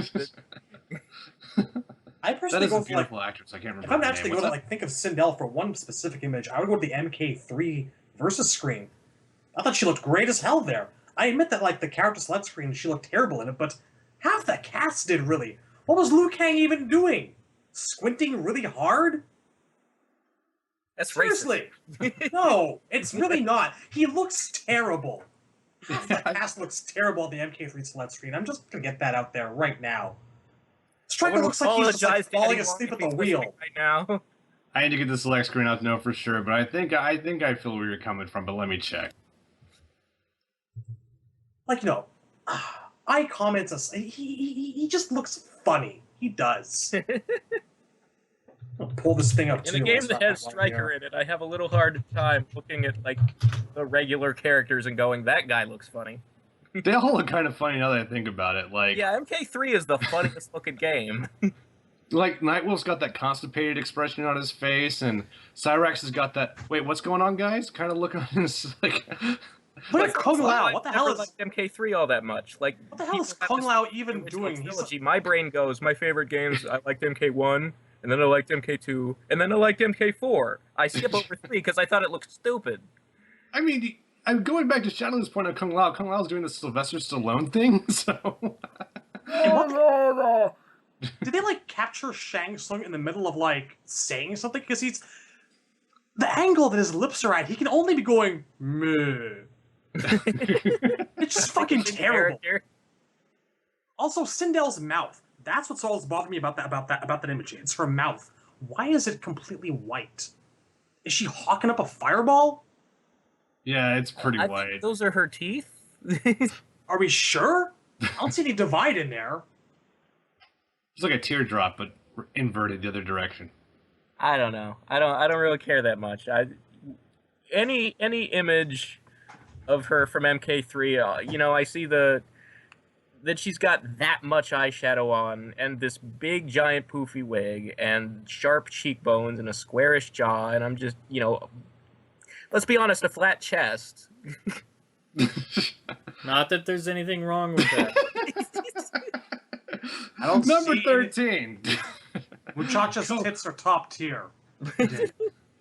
We're gonna in Deception they got buffed hardcore, but number 13. They rebooted her tits, and that was the only thing they got right in MK. The only character who was improved is Sindel between the neck and the stomach. I'll take it. You do a Google image search for MK3 select screen, and it's like a fucking atrocity exhibition of shitty Photoshop MS Paint skills, I tell you what. I don't want to see that. Don't. Number 14, was it? 13. Yeah, where are we? Got, Let's move on. our best buddy Kabal. Meh. Kabal being top tier as he was in 9, I can see why people would vote for him. I Surprised can't it's not say higher I up, to feel be one honest. way or the other about him anymore. I actually have a lot to say about this, but I'm good. Like, there's nothing y'all haven't heard before. Y'all know how I feel about Kabal. I don't really care about Kabal right now. I'd like to see him in maybe a game or two, but I don't really want to see him here. I think this game needs more color, and Kabal's not the I think man. Kabal could have been an interesting character if he had lived, but as just another Revenant, I don't know. I don't see the point of him anymore. Yeah, no more Revenants, unless it's revealed that Cyrax died already. Then Revenants. I'm not saying Revenants, but... Hey, Smoke's first in that there Revenant line. Fair there, That's buddy? true, yeah. Okay. He'll be right behind with Fujin, apparently. Smoke is camping out in the front of that line, so... Because who knows if Fujin's Like, alive. I liked Kabal when he had he was doing the vigilante thing. Like, he was Batmaning the city after MK3, Yeah. and then That lasted a good they 30 blew it in seconds. Deception, and then they blew it again in MK9. Well, like I said, there are things I like about Kabal and MK9, but I'm kind of out of feel on this character. Like, I've said so much about Kabal. He's a character where there's really nothing to talk about. They fucked up in Deception, and to me, he was just okay in MK9. He's one of my favorite characters, honestly. I'd love to see him again, but now's not the time. When I think of Kabal, I think of a character who fits in with, like, the Marvel Universe street-level guys, like Luke Cage and Daredevil and the Punisher. And when you turn him into a zombie, I'm like, okay, I'm done. I will take him back at a further point in the future when all this Revenant shit is resolved and he's ready to go on his own path again. Be a vigilante or what have you. Because right now, yeah, I'm in the same boat. I'm not down for Revenant Kabal. There's enough already. I'll take Smoke first. See you next time. Pretty much, yeah, I agree. I mean, I agree also with both you guys, because Razor said it would be more interesting if he didn't die. I think that would be a great idea, because what if the Special Forces is like, we can't do this, this isn't going to work. Let's say they're planning a heist, and like, we're not going to be fast enough, and someone's like, I know a guy, and then you bring him back in the story. That would be interesting. If he's a fucking Revenant, you can't do anything like that. There's no options for Kabal right now. So yeah, number 12. This actually was the biggest surprise in the list, in my opinion. I was really surprised by number 12. Scarlet. I'm That's actually not pretty surprised. cool. It's very cool. Say more though, Razor. Why not? Just from, reading other message boards, ones that aren't, Mortal Kombat centric, like the Mortal Kombat threads on 4chan and places where, people who aren't that into the franchise would go. It seems like Scarlet's actually one of the more popular females, despite only having one appearance, and not talking, and being so bland. And I think it's entirely because she is the most scantily clad in the series' history. Yeah. I'll take it, because I was always a fan of the character concept. I'm glad they made her a reality. And if she's getting popular, by any means necessary. And if it means that there's a demand for her in the future, sure, fine. Wouldn't take her back for this time, though. Right. Too And late. I like the character. I do not want to see her as DLC twice in a row. Initial roster? Sure. Nope, don't want to see her as DLC twice in a row. It's Bingo. funny you say that, because I think this character, because I agree, this character would have been almost, even more so than Rain, the perfect default MKX roster character. I think she would have been such a good slot for this game. And yeah, I agree. I don't want her as DLC either. I do really like the character. She has grown on me really a lot since we've done this podcast. In gameplay as well, I could talk so much about her gameplay. Very interesting character. But yeah, just you know, I if we agree get with her, Cyborg.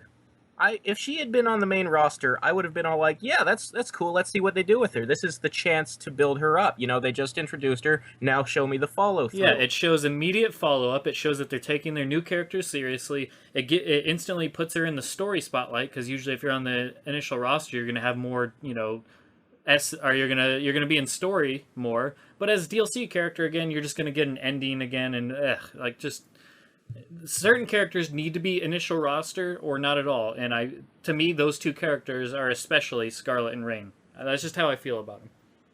Word up. yep, I agree. Any other thoughts on Scarlet? Nope. I'm good. Well, okay. Number 11, Rai Cho. This is kind of a sad case for me, because I was very pro Rai Cho before we knew the cast of MKX. When I found out he didn't make the cast, I was like, well, maybe he'll be DLC. And now that he's not in KP1, I don't want to use a slot on him anymore. I really like the character. I really think he deserved to be in this game, but I just feel like it's too late. There's too many other characters. I love the character, but it's just too late. There's no room for him. He's too fat. So yeah. Not that there's anything wrong with that. These There's purple nothing wrong words. with that. Rai Cho No, I would mean- be on my top 10, but he'd be at the bottom. I really want to see the drunken boxing fighting style done well for once, and I will wait for that as long as it takes for it to happen. I don't need him to be an MKX, but if he came along, I would be excited for that. For me, Bo is a character that's kind of the opposite of Rain and Scarlet. I don't see any problem with him being DLC, probably because he's not already just been DLC, but he's a character that, we know what Bo is about. We've seen him. He's been in 2 initial rosters as it is, so him being a DLC, he would make a great DLC, but I completely agree with Temp that I feel like we're running out of spots. Had he been in Combat Pack 1, in fact, we talked about Combat Pack 1 before that came out, and I'm sure we all said that would be cool. With the initial roster, we all said that'd be cool, but now it's just like, it's a little too late now. Just hold him off to MK11 or something, but there's just too little spots, unless we get more than 4 spots, which is fine. There's too many guys who would excite us to have back. Right. It's just, he's a character that could be really cool if done well and done better than he was done before, taken a little bit more seriously, and still have the drunken aspects and all that. But 1 out of 4 of these spots, I don't see it. I see 4 other people. I could list 8 other people. He's kind of like the Reiko for me. It's just like he's somebody I would like to see back, but there's just too many other people at this point that I want to see before him. But if he did make it, I wouldn't complain. I would just be like, all right, that's cool, but not exactly exciting. Probably, I'd still take him. Maybe my top 10, yeah. Maybe somewhere around 7, I'm guessing. But I don't know what there is for him to do, and it's not going to happen anyway, because I don't think that at the end of the day, NRS has enough faith in their audience, such as it is, to plonk down money for a fat puking guy, puking or otherwise. Well, hopefully This they would isn't- move the barf move. I mean, if they do or if they don't, I think that they're going to want to, think to themselves, style sells, sex sells, whatever.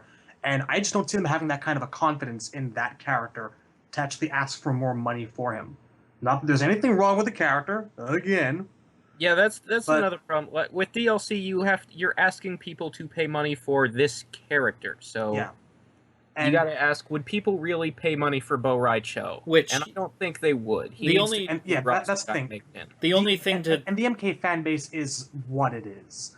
I still see a lot of shit get slung at Bo's in Bo's way for being a fat guy.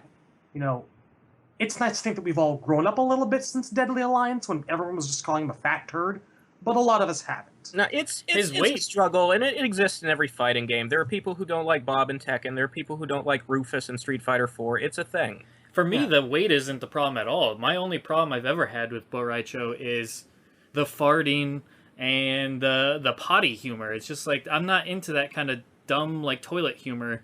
It's like, you can have puking, that's fine, but don't make it a part of his moveset. Like, I don't know. I just think he's a character that needs to be taken more seriously.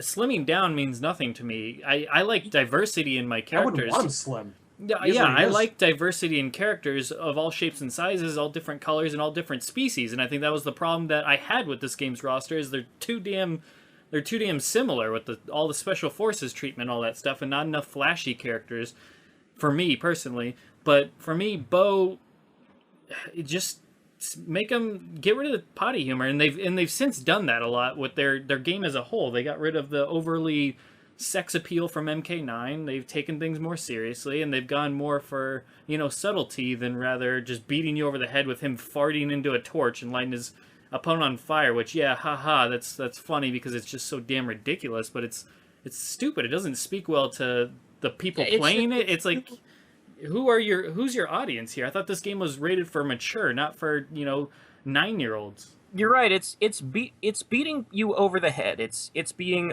too broad and not subtle, with their humor. And it's, if you want to make him a comedy relief character, if you want to tell people this guy is a sloppy drunk, you can do that without making him so sloppy that he, is super gross. Just make him just show that he drinks a lot and he stumbles, and with the drunken fighting style. If you want to make him look sloppy, have him spill his drink a few times. You don't have to have him farting. That's too far. That's too obvious. I'm sort of That's alone why with it's not Sam. funny. Yeah, go on, Shadow. Just saying, for what it's worth, for the 2 minutes we saw him in MKX, I think that they've learned that lesson. He seems much more refined. He's treated as a serious character. You see him pull out a flask and take a swig, but he's not gross at all. He comes across as a wise martial arts teacher. Yeah. Which is exactly what I was Yeah, hoping. yeah, exactly. I guess I'm... Yeah. Go ahead. No, go ahead. Well, I guess I'm in the minority here. I actually really like the vomiting and farting, because the thing is, what makes Rai Cho cool to me is that he trained Kung Lao and Liu Kang, and he was farting the whole time. That's kind of what I like about the character. No. Now, I like that contrast. I like the idea that Liu Kang and Kung Lao are trying to do something really serious, and they do really close to their heart. And Rai Cho is just not going to let things get that serious, because that's not who he is. I like the fact that he's lighthearted, and that he's drunk, and that he farts. I like that. Execution. When I think of what Rai Cho should be, I don't picture a person who's disgusting.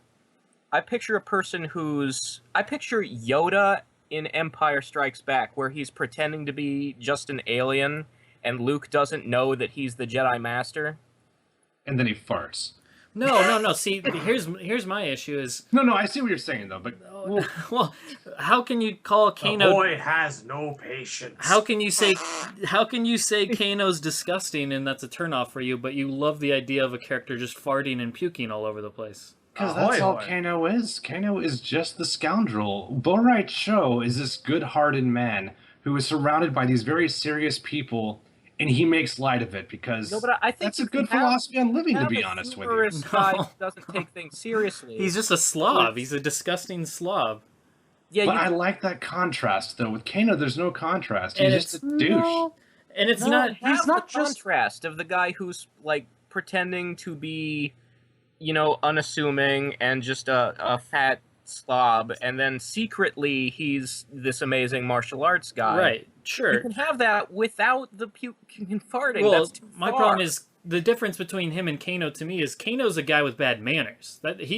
Kano's just a guy that he goes to a beat of a different drum. He's somebody that bones into his own wine. He doesn't give a shit. Yeah, he just has horrible manners. He doesn't know how to talk to people. He's disrespectful. He's just an asshole. Whereas Rai Cho is just somebody that's just disgusting. Like, for somebody that's part of the Shaolin Academy should, take themselves a little bit more seriously. It's okay for him to have a drinking problem. That's cool. That's funny. And with his style, I think that's really that's a lot of personality. That's all the personality you need for this character to be likable. But it's also a matter of the way they do it isn't just like him farting. They overdo everything. No, I agree with that. That's a different topic, though. I agree they overdid it. They needed to be cooler about it. They go to like they appeal to the lowest common denominator when they take it as far as they do, and he farts into a torch and then he waves his hair. That was stinky. Oh, I'm Boracho. Oh, let me pat my belly. Oh. No, I agree. I think they need to be bad writing. A better writer can do it. Can do the same idea without going that over the top. Precisely. Right. That's my problem. In a way, you kind of nailed why I like Rai Cho and not Kano, because Kano, when you look at his environment, he is exactly what he's supposed to be.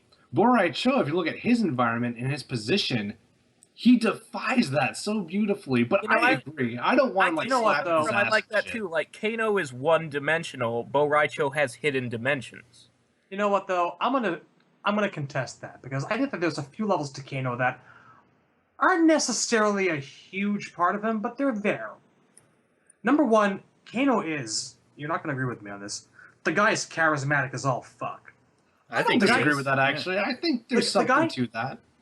He got to be the leader of the Black Dragon for a reason. He's not just a scoundrel. He's a wheeler and a dealer. He knows how to read people. He knows how to get under people's skin. He's a manipulator in his own way. He fights dirty. He loves to have a good time. He loves to break bones. And he kind of laughs at the whole thing while he's doing it.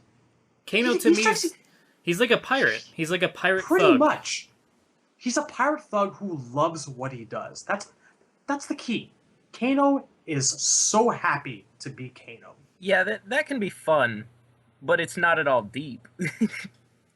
Does Kano have depth? And I think it's a problem of comparing one character to other characters, because there are people in the Mortal Kombat universe who are ridiculously deep for a fighting game, and Kano is just what you see on the surface. He comes as I wouldn't necessarily call Bo deep either.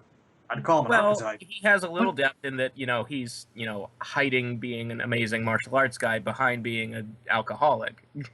Perception definitely is important here, because I actually, believe it or not, Shadaloo, I actually don't disagree with a lot of that. It's just, when it comes to cup of tea, Kano just, even if I do like some of those elements, it's not terribly interesting to me.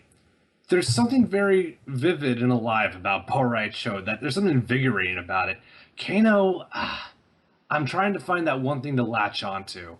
His design was always kind of subpar to me, really until now. I really do like his alt costume in this game. I think he looks really good, to be honest with you. I need that element to latch onto, and Kano just kind of came off as boring to me. But those are all good qualities. You're not wrong about any of that. It's just I'm throwing my fishing hook out there, and all I'm reeling back is Kano. Here's the thing. Jackie Chan is funny, and he doesn't need to throw up or fart. I just want Rai Cho to be Jackie Chan in one of his drunken boxing movies. Okay, well, this actually ended up being a lot more interesting than I thought. We've had a good bit about Rai Cho. I feel like we haven't talked about this character in a while. I feel like there's a lot of character neglect on the Netherkast. We need to work on that. There's some characters I feel like we should talk about more. Well, we don't always just go on big depth conversations about each character. Or what now? Number 12? It's hard to come up with a reason to talk about a guy who's not in MKX. Yeah. All right, what are we on? Let's do next week's episode all about meat. Hell yeah! I'll get started on my poem. Number 10, Jade. There once was a man from our world. You know what? I'm not surprised Jade's on the list, but you ain't getting that shit. So, I would love to have Jade, honestly. I like Jade. I would not be against having Jade, but man, when Mournful exists, that's NRS telling you nope. I'd be annoyed. Maybe next time. Jade it's almost as bad as Mega Man X in Marvel. Yeah. Jade be having some creepy visions, is part of some creepy visions, is tied in with some green chick, presumably listens to a lot of typo negative. Jade's time is coming, but it's too important, and it's not now. You know Jade what? is going to be a major plot event for the future. I hope so. In fact, I'll take back what I said earlier about NRS only knowing how to make bosses made of stone with yellow cracks. I think if the goddess or whatever it is that has possessed Jade was the end boss of a future MK game, that has the potential to be a really good character. Agreed. It's a strong design. You get right away that whoever this is, they're very powerful, and it's a woman, which we haven't seen as a boss before. All for it. So I would totally be for that if that was the next end boss. It should. Plus, it would make Jade important to the plot, which she sure as shit wasn't in MK9. I just think Give her a whole chapter, and it's all about how she fails to do stuff and needs Raiden to do it instead. you know what I think. What's that? Put those damn clippers down, Shadaloo. Yes, I'm done. I'm done. Put that cookie down. No, what I was gonna I should say. play with a bottle cap, but anyway. You were wrong. It's not a clipper. It's not a clipper. This All is a clipper. All right. Now my thoughts, real quick. I do want to chime in on the female boss part. When I said there should be a new boss, and I don't think there should be this big, hulking figure. I want like a new boss, the stature of a Shinnok or a Shang Tsung, etc. Man, a female boss. That's a great idea. Why not just? It doesn't have to be Jade. Just give us a female boss because we haven't had that unexplored territory at this point. Like Along the same lines, This was a natural conclusion for us to arrive to. First, we're like, it sucks that there has to be the token female character. And we're like, it sucks that all of our bosses have to be big hulking dudes. A plus B equals Well, C. to be fair to MKX, the main character was Cassie. So I mean, we did move Fair on enough. to a female main. But with that Which said, was not well executed, in I my also opinion, think though. I think it Yeah, would be but that's 1,000 another times more conversation. interesting. I think it'd be 1,000 times more interesting if in Armageddon, or if in that game, in hindsight, or if they were to retell that same story, throw Blaze away and Delia is the final fight. I think that would be pretty cool. I don't know who that is.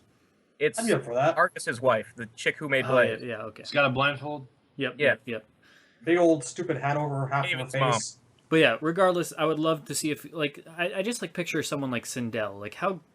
It doesn't have to be Sindel. I'm just saying someone that looks like Sindel. Just a great art like style. Sindel, And, but a better character. yeah, like an evil-looking bitch. I'm gonna Like, throw shit at you from Canada. it needs to be an evil-looking, manipulative bitch. Have her be the boss, and that would be a really cool new boss character to throw in the mix. Because think about this, think about the Batman series, so to speak. He has this interesting rogues gallery that he can draw from for different stories with different villains to tell different stories to fill different roles based on the villain, and the story tells a different story each time. How many sorcerers do we have? How many we have multiple dude sorcerers between Shang Tsung, Quan Chi, That's why I was Shinnok. mad about Tanya's orange fire. I see her as a potential sorceress. But yeah, variety. Give us something new. Give us a female part of the equation that can team up with some of these. Maybe she teams up with Shang Tsung, and then we get a new type of deadly alliance. But it's her and Shang Tsung. Come on! I just want new in this damn series because I feel like we've been rehashing for the past 10 years. But Get into that writing room, and every time someone mentions the words sorcerer or amulet, they get whacked over the back of the head with a ruler. But as it pertains to Jade, the reason why I'd be annoyed if she's included is because obviously I really like playing Katana. I don't ever use the mournful variation, so I feel like that would be pointless to have at that point if Jade gets her own thing and it's just now okay, she has these borrowed mechanics from Jade for no reason in the long run. I do like Jade as a character though. For a long time, she was my favorite of the three between her, Katana, and Melina. Probably still is for me. She was my favorite up until I started playing Katana and MKX. I liked Jade more before MK9. Yeah, I agree with that. I really liked her in Deception. I guess she peaked for me in Deception. Jade is an awesome design in general. I love those pigtails. The pigtails were great. love The both staff was great. designs. The uniform was great and everything. And But I don't her costume isn't even the problem for me in MK9. I just first of all, she's so low tier that it's not really fun to play as her, especially with how complicated they made her bow combos. It's just, you know how you play a certain character in UMK3, and then you look at them in MK9, and you can say to yourself, I'm playing an evolution of that character. Jade didn't feel like that. She felt like I don't even know what she felt like. I feel like a reject in Soul Calibur. That's how she felt when you played her. She was She messy. felt like Her design was it didn't really make sense. And I've said a million times, if you've got someone with a staff, I want to see them spin and twirl it and shit. And she just kind of pokes with it, which is not satisfying. It's probably what I would do if I had a staff. I'd probably skip all the twirling. I'm not good at that shit. Yeah, but No, she's I'm not supposed to be Jade. good at it, is my point. Yes. I want to feel like, she's as good as Keeley in Soul Calibur. He twirls that shit real well. No, he's a good twirler. He really is. But I think Jade would make a good character for MK11 or DLC for MK11. I think this game, it just doesn't make sense to bring her in with all things considered. I also thought her personality was really weak in MK9. Like, most of her character is just calling things too easy over and over again. And it's such a forced catchphrase. It's obnoxious. Especially when it's not easy at all when you're playing that character. Nothing too was easy. And also, why is she cocky? Her backstory is that she's a slave. Why would a slave be cocky? And then she's a servant after that. She's a Secret Service type guard, Literally, her origin is that her parents sold her to Shao Kahn so that he wouldn't kill them. They're basically, traitors to Edenia, and they sold on their that? daughter. What's And the source on that, right? So was that in that's Conquest? her MK9 bio. Oh, okay. It's in the game. Okay. Yeah. I actually didn't know that either, but I kind of like that Shitty story. parents. Wow. What's that world for you? Like, if I was writing how Jade should act in the original trilogy, the first thoughts that come to mind are, like, meek and frightened. Like, her whole thing is that she works for Khan and she's afraid to turn against him and join Kitana's side, and it's all about summoning up the bravery to do that. Maybe she just This whole sassy black girl thing is just so counter to what I would expect. Not that there's anything wrong with that. Not that there's anything wrong. I can understand Humorous, that. Sassy though, black girls. Jackie is a sassy black girl, and it makes perfect sense. It just doesn't make fucking sense for Jade. I could see some part of the cockiness attached to that. I could see growing up feeling you have something to prove because, hey, my parents fucking sold me, fuck them, and fuck anyone else, Yeah, but she I can doesn't see come it. off like someone with something to prove. She comes off like she really does believe everything is, like, effortless for her, and there's no reason it should be. Maybe. All right, well... I never been able to see her as meek, either.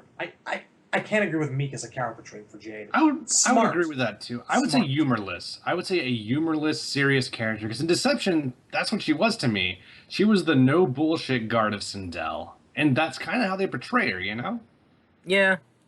Yeah, that works too. It's just MK9 doesn't make sense. Yes. Yeah. I am She's Lord. a diva. All right, number 9. Fuck. I don't even want to talk about this character. This character to me is the worst character from Trilogy. I actually like Kano way more than this character. This is Baraka. Jeez. I don't even I'm want not to surprised fuck he's it. on there, but I feel exactly the same way you do.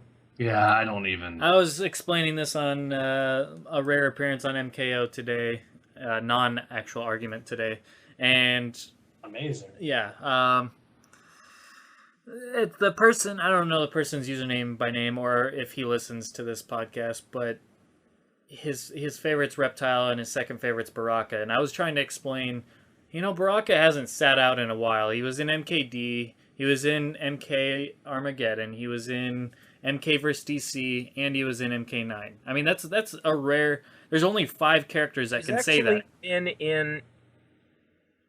Since he debuted, if you count Trilogy as 3 and Gold as 4, the only game he's ever sat out was Deadly Alliance. But Unfortunately. he's in a rare group of 5 people that were in all 4 of those games: Deception, Armageddon, DC, and 9. And the other 4 are obvious ones. That's the weird thing, is you got Sub-Zero, Scorpion, Liu Kang, Raiden, and Baraka. One of these things is not like the others.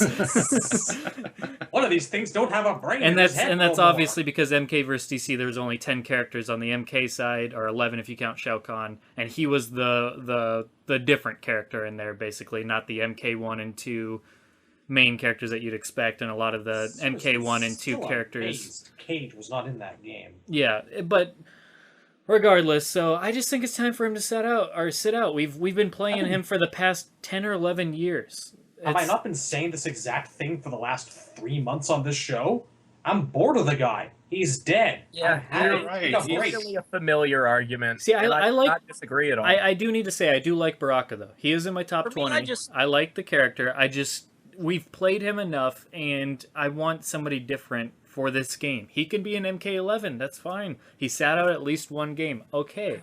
But give us somebody else. It's just so weird to have a character, to release a character now who died in a flashback or off screen, and I feel the same way about Sector over Cyrax. Just Agreed. If you die like that, I don't want you to be released later as playable. It's sort of yeah. Dragon Balls! Yay! It's like you're already over, and now I'm supposed to get hyped for you. I absolutely agree. Yeah, it's top hat and cane and everything. I don't like it. It's just If dumb. they're actually trying to get across the whole dead equals dead angle, nah, not the way to go about it. All right, well, let's just move on then from Baraka. Yeah, I will give credit, as I always do, to his fans. They are so devout. They're like real-life Tarkatans, and I really respect that perseverance. Yeah, there are a lot of Baraka fans. Yeah, there's for some reason. You know what? His design is very metal, and if that was all it took to be a good character, Baraka would be a great character. Like I said, I like him. I'm just, he needs a break. Has no one done a drawing yet of Baraka shredding on an electric guitar? Because someone really should. That would be sick. I'd be down. I can't draw, but, you know. Number 8. Human Smoke. Can we save this till later? That's going to be democratic. What do you think, guys? I think we should save it till later on the grounds that, spoiler warning, the joke here is that Smoke is on the poll twice, but the other one doesn't specify cyber smoke. They just say smoke and human smoke. So it's basically the same character's on the poll twice. All right, well, let's just talk to him when he's on the higher spot. Gotcha. All right. Number 7. Cyrax. Very good placement. That's... Even though I like Cyrax, I know other people like Cyrax, I still think that's even better than I thought. That's impressive, in my opinion. I'm happy with it. I mean, top 7 or top 10 in general is, I think, a good place for anybody to be, especially when you're considering 8 DLC spots of people that don't make it. Anybody that makes it in the top 8 is clearly wanted. So, yeah, I'm just. Go ahead, you go first. I'll think. I don't know. I'm just surprised. It does seem a little low to me. 7, as opposed I would have thought him in the top 5.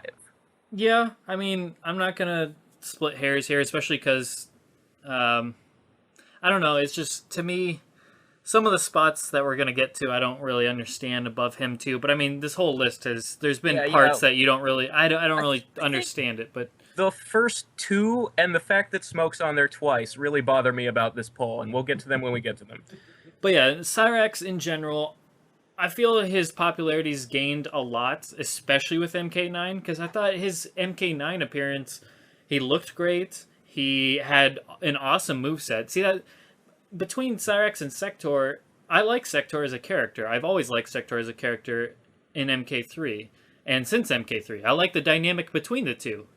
And Sector is definitely in my top 20. But for me, the reason why I like Cyrax and why I liked so much what they did in MK9 with him is he's the faster one, he's the quicker one, he's the Swiss Army knife, and I love that aspect about him. Sector is the slower, methodical, and more brutal of the two, so to speak, and that's cool in its own right, and I can totally see why people dig that character. But for me, I like, when it comes between faster characters and slower characters, I love the quicker characters. I mean, every character I play, I usually prefer faster characters. So I was so happy they did that with Cyrax. And I just want to know what the hell he's doing. I've been saying this for months and months and months, and leading up to the game, I want to know what he was doing. I said leading up to the game, as long as he plays his part in story mode, if he's not playable, I'm okay. But we didn't get that. We didn't get anything. Well, when that picture was leaked of story mode, where it's just the oil sign, calling out his LK-44, everyone was like, oh, he'll still be in, that's not it. And that was literally it. he got no mention. I don't even think he got a shout out. He didn't get a really weird shout out. Yeah, nobody even mentioned his name. There was no he spontaneously just ceased to exist from the universe. Which is so weird because he's alive. He was one of the living people from MK9 and he's not even referenced once. that's what I still don't understand. They don't know what to do with them. I They're will like, say on the we bright had to side, kill Sector as part of the story. Do we also kill Cyrax and piss more people off, or do we leave it ambiguous and decide later what to do with them? And that's what they decided to do. yeah, and that's I'd why he rather needs keep to missing than dead, because then he can be in the next one. But well, or just be here. I mean, if he's a DLC character, we can find out. That's gonna be for me personally, that's gonna be the bio and ending I'm most looking forward to seeing in this entire game, because I don't know what the hell to do. That's why, like, he's definitely would be one of my picks for the combat pack. It gives some sort of resolution. It lets me know where the hell this character stands. There's a lot of other characters that are up in the air, but those weren't characters that were part of MK9. And the ones that aren't in this game that were part of MK9, for the most part, I feel like, anyone that I can recall anyways, they were referenced. Most of the Revenants were there. The only ones who really disappeared are him and, I guess, Shiva, but who cares? And Shang Tsung. And Shang Tsung was... I didn't even remember Shiva. Well, Shang Tsung died in 9. Right. No, I'm saying Shang Tsung was even Garo's mentioned. out there somewhere.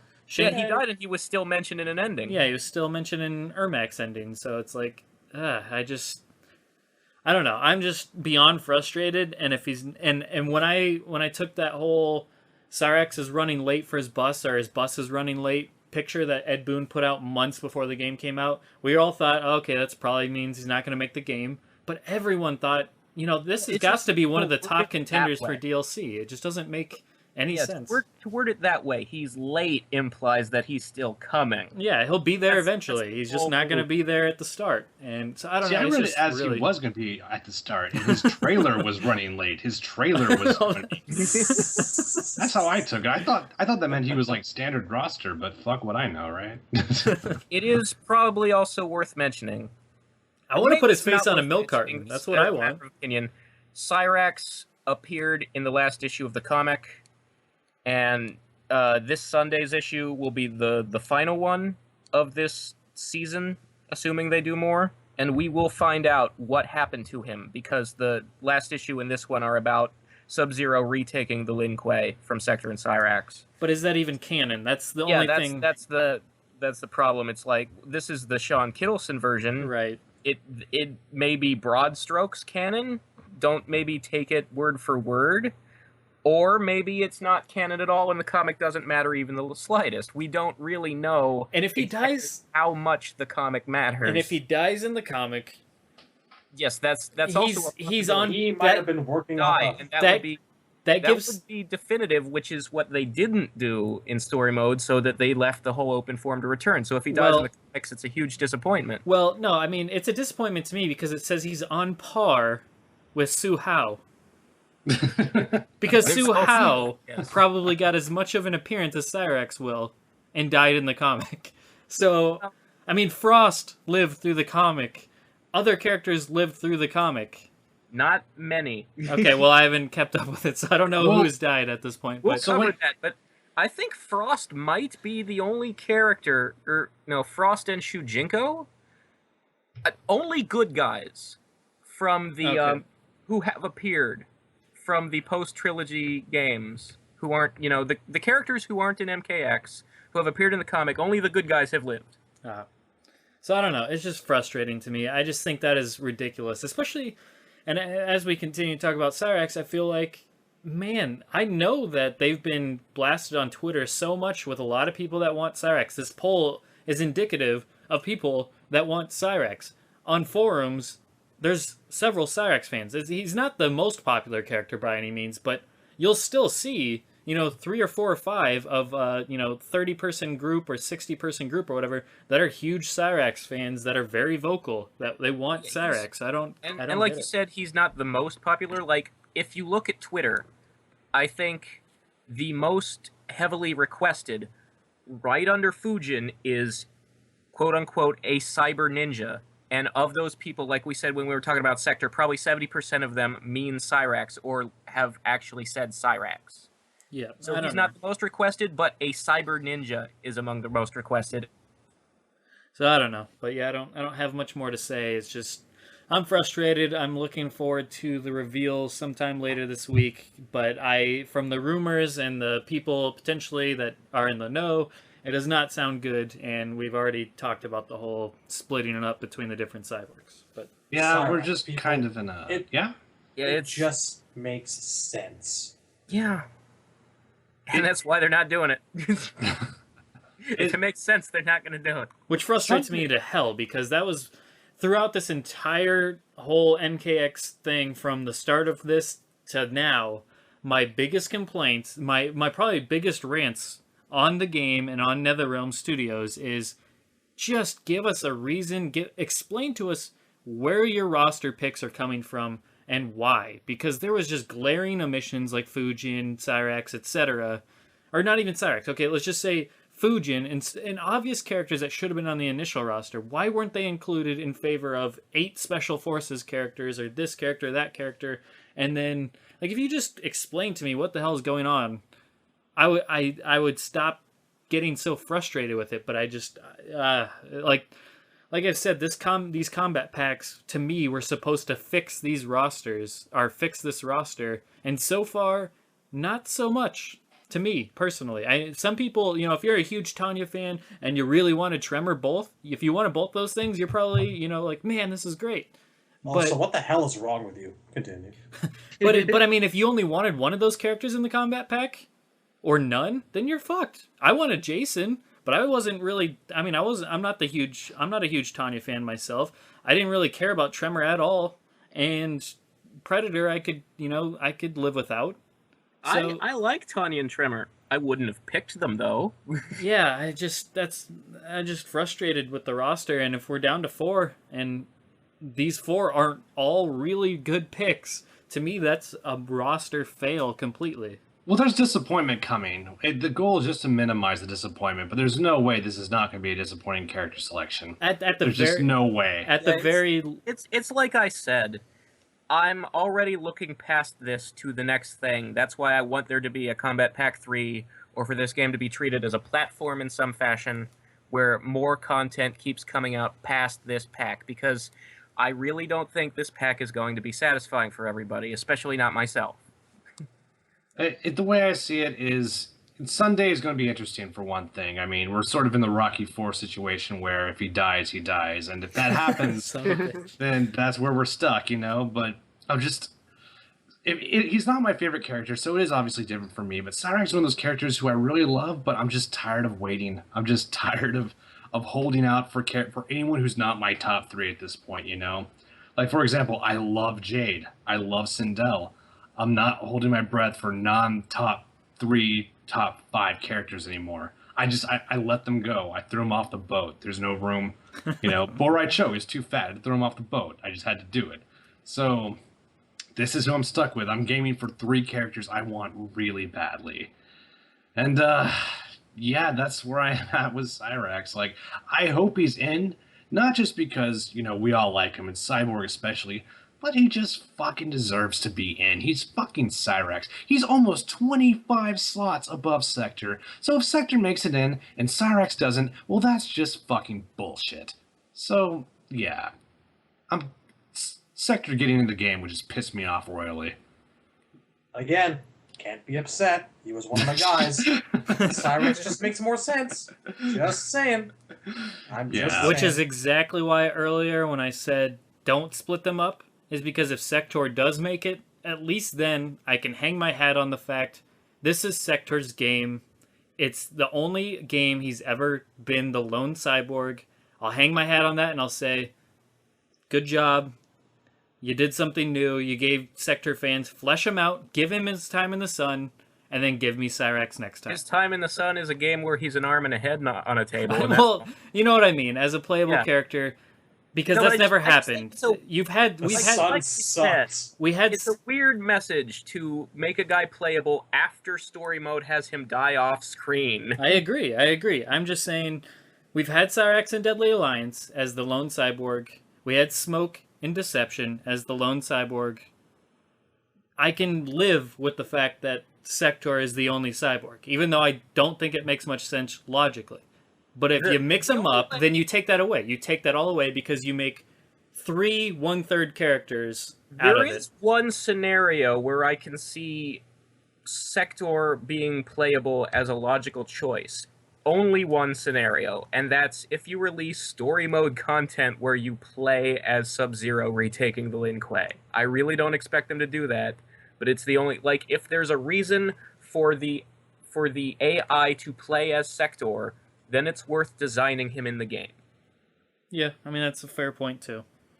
But yeah, I at the end of the day, I just want logic.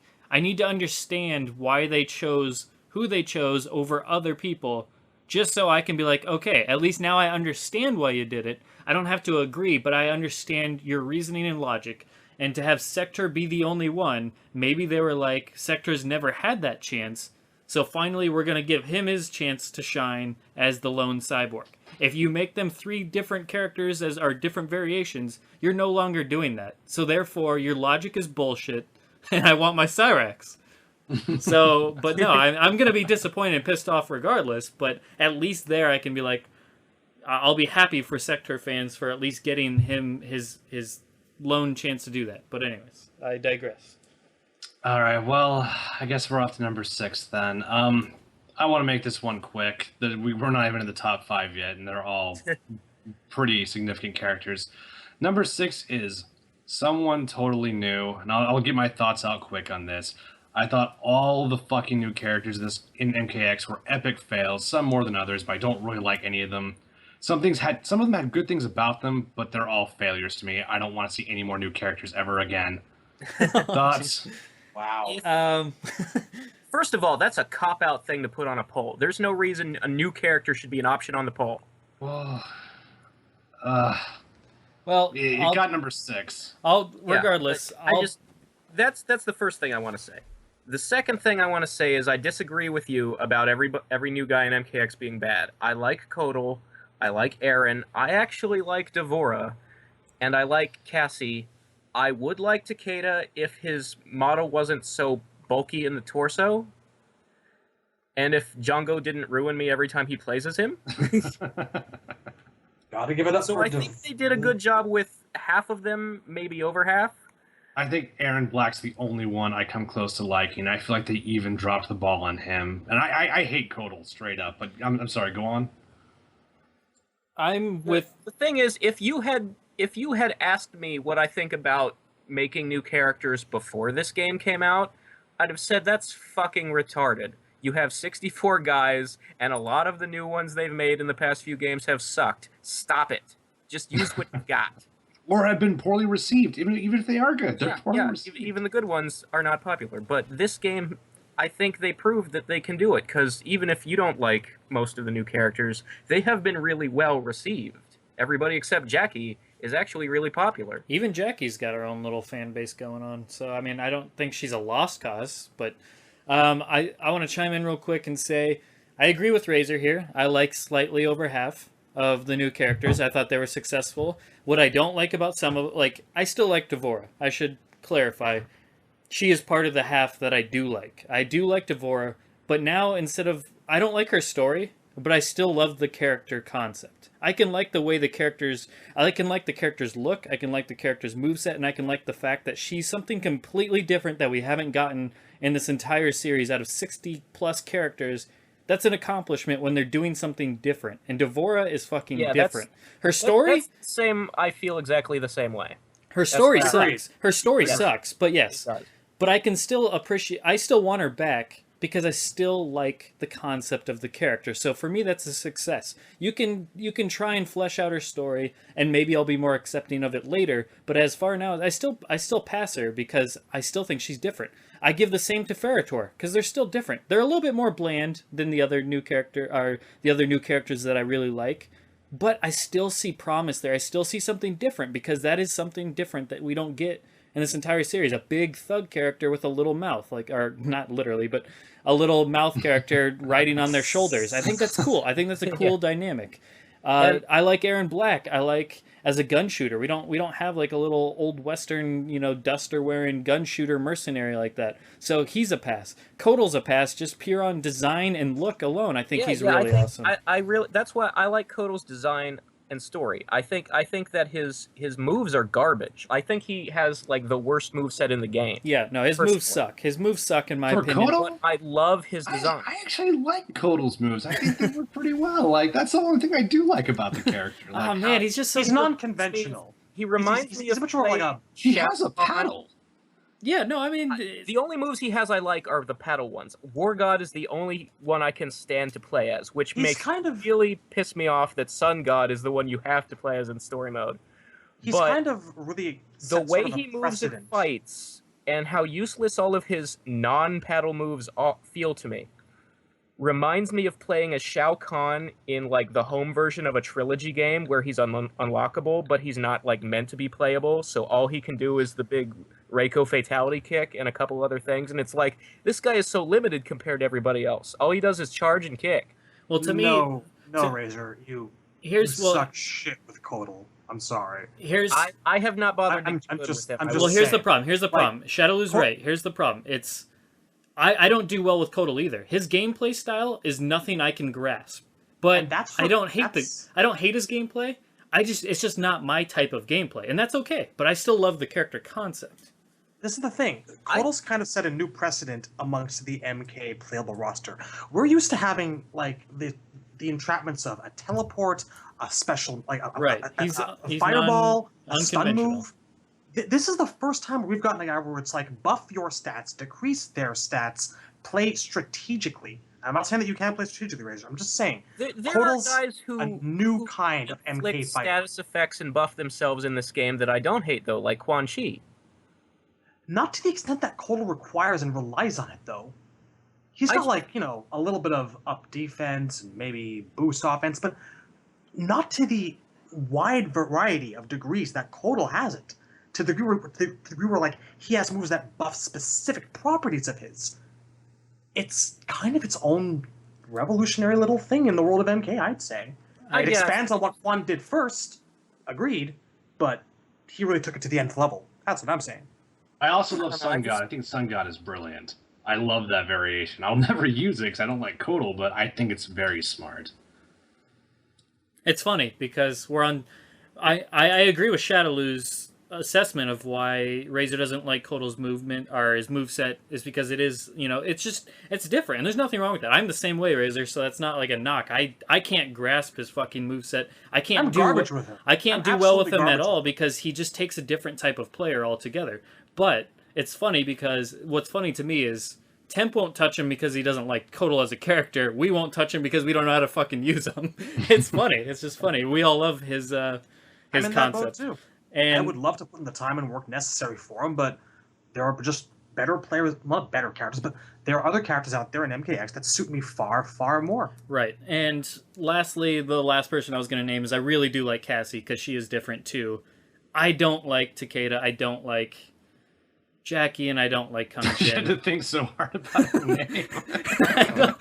Who was that? What's her name? But no, I don't like the other three kids, and it's not like I hate them.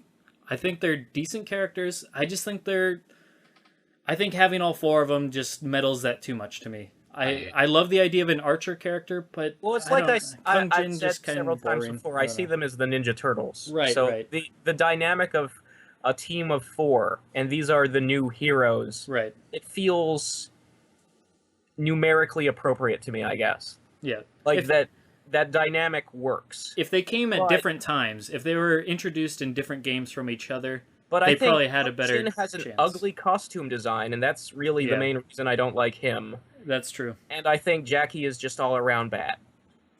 But regardless, we'll wrap this back up to a new character. I think Temp is the only one that absolutely hates the new characters and doesn't want to see another new character. I like half the new characters, but I still don't want a new character through DLC because there's too many that deserve a second chance from the past and too many that I'm still interested in, such as like a Cyrax. So I don't want a new character here. I don't think paying for a new character, I feel, is a bad idea because I feel like a character should prove themselves through story mode and also through initial roster with the package of the game. Having to pay for a new character is a giant gamble. Whereas if I'm paying for a Fujin, a Cyrax, even a Reiko or something like that, I know what I'm getting into, so to speak. I have a general idea of the character, I know who they are, and I know what I'm buying for the most part. A new character, that's a big gamble to me. Yeah, that's the thing I loved about the DLC pack in MK9. You were getting 4 characters for the cost of 3. So if there was anybody in that group you didn't like, you weren't really paying for them. Right. You were getting the ones you wanted, and here's a little bonus anyway. Yeah, exactly. There is something I want to add, though, and there's a reason why the idea that this got number 6, and there's a reason why this is one of the most offensive things I've ever read, is because the idea of a combat pack to me is to supplement the roster for the fans. That's the reason it should exist. And with Combat Pack 1, we got 3 new characters and Tanya. So I really, really fucking want Combat Pack 2 UMKX, whatever it is, to give the fans what they've been asking for. That's another good point. It's so frustrating. You know, and I know I've been beating this dead horse about how much I hate the roster and how much I hate the new characters, and I'll keep beating it till I put it into a fucking meat grinder. But the point is, I love Mortal Kombat because I played it for 20 years. I don't like Mortal Kombat because I played it in May or April. I've been following the series for a long time, and I want to see that means something, you know? It's like a band that only plays the new fucking album. And then one of my favorite bands always says, when we play the old songs, no one gets hype. Everyone just kind of sits there and nod their heads. Well, for that one asshole who bought your whole catalog years ago and has been following you for 20 years, I don't think that's a huge cost. You know, if you're In Flames, play Artifacts of the Black Rain. If you're Iron Maiden, play Clairvoyant. If you're fucking Judas Priest, play fucking The Rage. God. Oh, now you have a point. Sadly, you're the Smashing Pumpkins, and you're gonna force us to sit through all of Oceania before you ever fucking bust out XYU. Billy Corgan, you entitled fucking prick. I was falling asleep out there. All right. I was falling asleep. Okay. You're the one who went to a Pumpkins concert. That's the point. He paid for that Pumpkins concert. He followed them and supported them for how many years? And they give him that shit? You made a good point. On the other hand, I did see them again last month, and they were fucking amazing. It's for me, I feel like the purpose of a poll is to see which characters you like the most to see brought back. So, new character being a slot on that poll is a cop-out. Sure. And it's a cop-out on a second level because you're not actually naming anything. Like, you couldn't have predicted what Scarlet would be. You're just saying, I just want something there. I don't know what it is, but something. And the indecisiveness of that bothers me. You can vote for the second coming of meat for all we know. You have no idea what's coming. Temp, you made a fantastic point, though, and something I didn't even realize is that whether you like the new characters, half the new characters, or none of them, the point is we got, 8 of them in the main game, and then we got 3 of them through the first combat pack. I didn't even think about the guest characters like that, but you're right. Jason and Predator will more than likely never be brought back. They're probably one-off guest characters. So with that in mind, they are new characters. They're one-offs, if that. So the fact is, we did get 3 characters out of the 4 being new characters. So it's time to deliver on the characters that deserve second chances from the past, or the characters that are popular enough to be brought back into this game. So if we get Alien in this combat pack, and I'm not even against Alien as a character, I think it fits with Predator, but dear God, 3 guest characters in one game, you can go fuck yourself. Exactly. Fucking exactly. It just, especially for someone like me who doesn't like guest characters on principle, for this very reason, because I want my old favorites to return, and I was willing to compromise it too. If I'm going to pay for supplements, I better be getting some greatest hits. Exactly. I think at most you should ever have is 2 guest characters, and they should not have came at the same combat pack, in my opinion. And that's the limits, and that's somebody that doesn't mind 1 guest character, even 2. But I think you more guest characters philosophically wouldn't bother me if they complemented the ones you already got. Like, it really bothers me Freddy's in a game that Jason's not in, and Jason's in a game Freddy's not in. So I'm not gonna cry if we get Alien because it goes with Predator. Well, then Alien should have been there instead of Jason. Yeah. And that's coming from a Jason fan. Put Jason in, save Jason for MK11. Put the two that fit together and call it a day. Do not put a third guest character into this game, or you're going to have one hell of a rant next time we do another cast. That's the fucking threat. How about after this game, instead of Injustice 2, you make a horror movie? You make Terrordrome official. Well, according to Ed Boon, NetherRealm really likes those characters, obviously. Just get that out of your system somewhere where they can fight each other, and that will satisfy everybody who likes those characters too, because it's not satisfying, like I said, to have Freddy but he can't fight Jason, and Jason can't fight Freddy because they're in different games. Right, and I agree. And also, if the roster was better, I don't think the guest characters would be such a thorn in a lot of people's sides. But the roster is absolute shit. And so many favored and wanted and desired characters for so many years got left off the table, and then got left off the table in Combat Pack 1. I think that we've beaten the point into the ground. Yeah, we're going to... It's almost 1 a.m. for me here, and we've got 5 more characters to cover. And I haven't even gotten to make my point on this. Number 1, you've all 3 of you have pretty much expressed all the points I'd like to suggest. Yes, I do believe that older characters have more of a place in this pack than someone new. However, giving them the benefit of the doubt, I'm in the same boat as most of you, not Temp, in saying that I enjoyed most of the new guys. And I would be willing to give them a chance, assuming that they created a completely new character, completely new, from scratch. I'd be willing to give that a chance, but it would not be my first choice. Number 2, fuck Alien. Number 3, art lean, art lean, art lean, art lean, art lean, art lean, art lean, art lean. You know what? Okay, I'm done. Art should have been on the poll. All right, number 5. All right, number 5 is Smoke. Yes. Let's go back to Shang Tsung, the MK movie for a moment. Yes. All right, well, I think we can all agree that's a wasted character spot, so let's just move on to number 4. I will Sonic Boom your family, man. Hey. Who My would you rather family... have, Smoke or Whoa, no, hold on. Family Famic Boom. My parents died from a Sonic Boom, you fucking asshole. Sonic the Hedgehog That's tragic killed and your impressive. Family, man. All right, well, anyways, for serious, why was Smoke left off this damn game?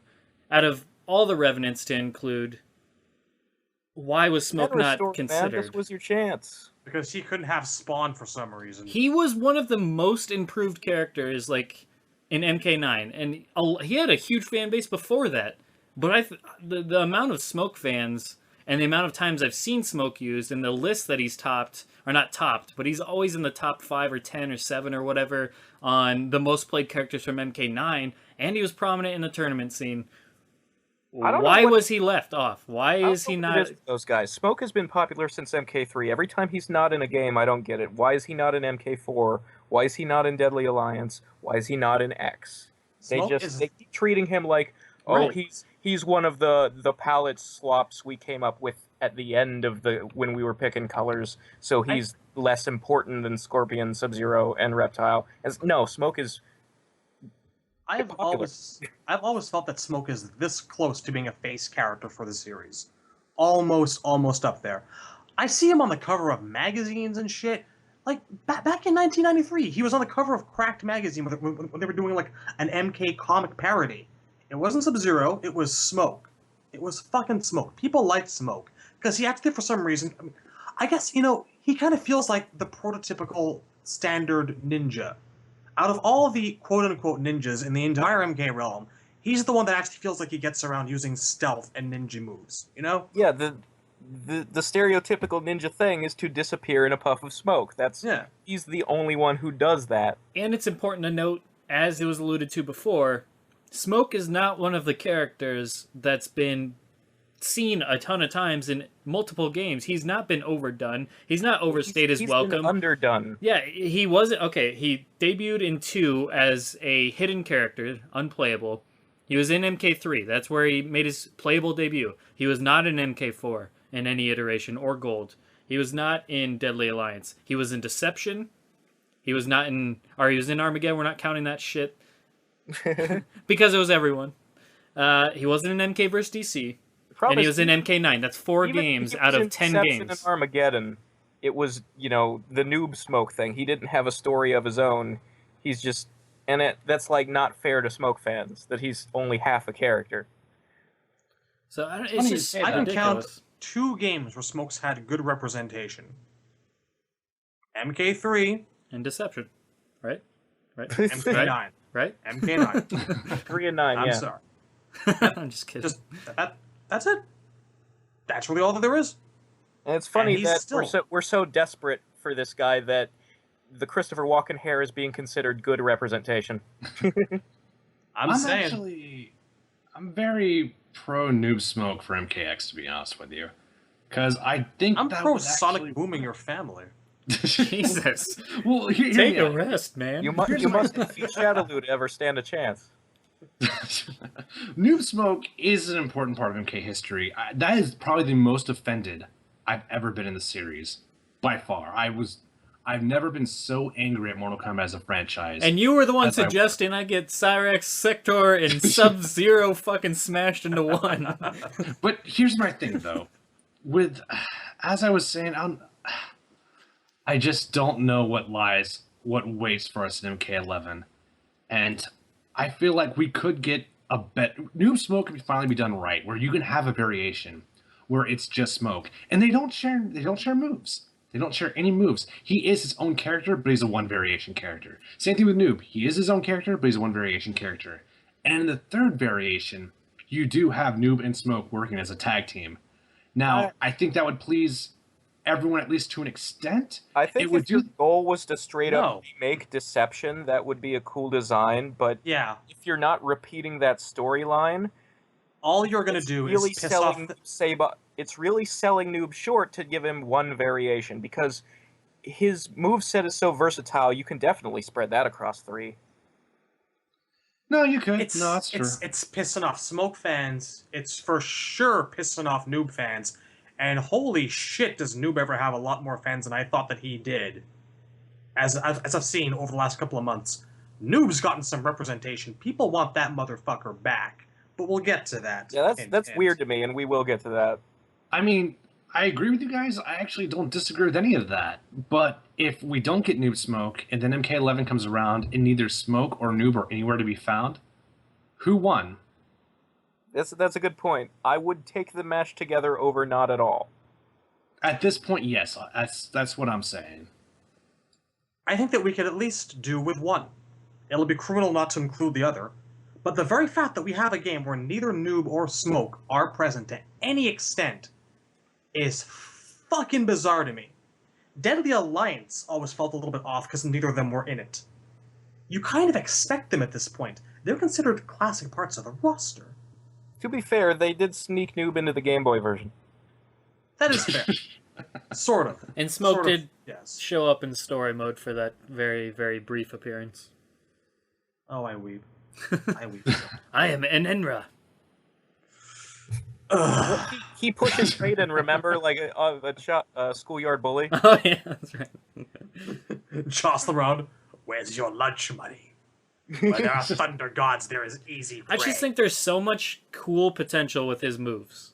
Like that's what I most other than just because you three all really like Smoke, and I want to see everyone happy. I like Smoke too, but man, his moveset would be awesome. It would have been hilarious if when they were all ganging up on Raiden, beating him up, Smoke could have had dialogue there. He could have said, "Stay down."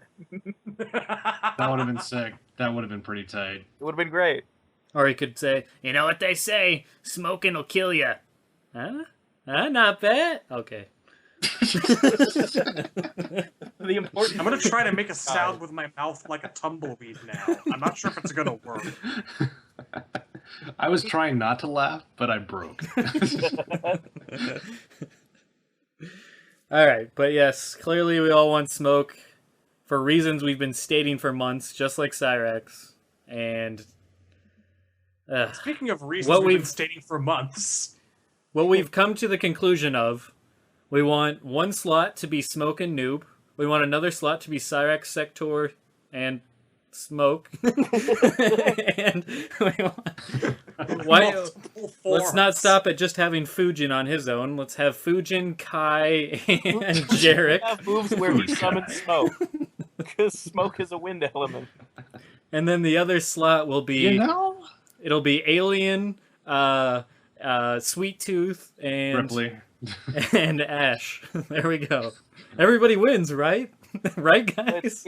It's Spawn, but when he comes out, his chest bursts open and Alien steps out of it. There you go. We'll have Ed and Mike Boon. That'll be a slot. There you go, the Dude, Boons. I'm looking at this thing. Mocap got 4 more votes than Cobra. That's a shame. I like fucked Cobra. up. I like Cobra too. People don't get Cobra is the problem. You just don't get him, man. Well, no, they think he's just Ken from Street Fighter, but shitty. Yeah, he's Mocap the got guy 2 from the less Karate votes Kid. than Guy. Nobody appreciates the Karate Kid. I'm a out of touch old man for liking the Karate Kid. It's coming back. It's coming back. No, it's not. Meat got more votes than Kintaro. That's weird. Like, that's just weird. So what's number 4? Number 4 Taro is... never does anything. We don't need to spend, like, more than 45 seconds on this. Number 4 is Fujin. Like I said, speaking of things we've all been saying for months. Yeah. He's too low. He's too low. Hi, I'm Fujin. He topped our list of top 10 characters we wanted in this game. I'll just say that and leave it there. Yeah. Also, well, the thing is, this is how you know that this list is done by the fighting game community. You look on Twitter, and Fujin is easily number 1 most requested. But these are guys who played MK9, so they want MK9 returnees the most. But that's not Fujin, though. How do you get up to 4? That's why I'm saying he's not And 1. there's well, we can get to that in 2 spots actually. That's even the most bizarre inclusion up here. Or surprising, rather. Yeah, no, I agree. That is the most surprising by far. And interesting. I wouldn't agree with it, but it is interesting. But the fact that it is so MK9 dominated in the top 20 makes me feel not so shitty about Lee May getting 19. You know, that's why I don't feel so bad about that placement. But Yeah, I can see that. Are we good with Fujin? Does anyone want to throw anything in? No, I mean, he's probably easily one of the most deserving characters of a second chance, and it's been like that since, like, Deadly Alliance. So He's the Martian Manhunter of this game. It speaks for itself. Yep. And it sounds bad, but it would almost be worth it not to see him in the next pack just for the reaction. Just for the reaction. I feel like What's the matter with I feel like we've man? had a lot of that reaction for way too damn long. We need to start being happy with what we see. I think it's time for the Ed's Twitter lifestyle to end. Yeah, I think the Noob D/Twitter, I think it's time to fight the final boss of that Twitter, and that is Fujin not being included. And the onslaught may be what it takes to finally change the fucking bullshit marketing we've got up to this point. But it's just the only problem with Fujin, and I guess this is the only thing I really have to add, is if he is included, it'll be the biggest non-surprise. You know, and it's a shame. You took this great character who deserved to be in the game. Surprises. No, that's true. Says the guy that looks up Wikipedia to make sure he spoils himself before the movie or the book or whatever that was you said a long time ago. That's how I know how overrated Surprise is.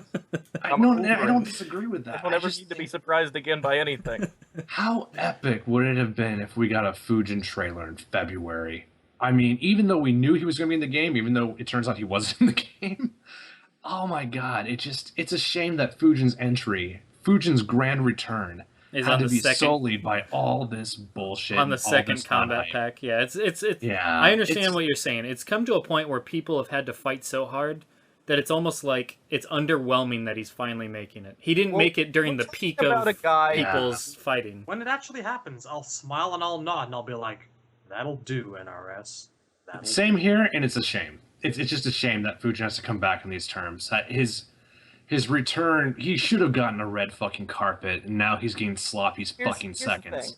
None of this has at any point surprised me, because we're talking about the guy who 12 years ago was promoted to Protector of Earthrealm and then proceeded to not be in the next 2 games. Yep. True. Brand recognizability. Blah, blah, blah. If it doesn't say Colonel Sanders on the box, how will you know what you're eating? I'm so hungry right now. If Rain isn't the Thunder God, am I even playing Mortal Kombat? Is this Marvel? It's the bane we carry. It's it's unfortunate, but this is what veteran Mortal Kombat fans have to deal with. And number 3 is Bane from Injustice. It sounds like Ain. Close, yeah. Number Tell 3. me, why does he wear the mask?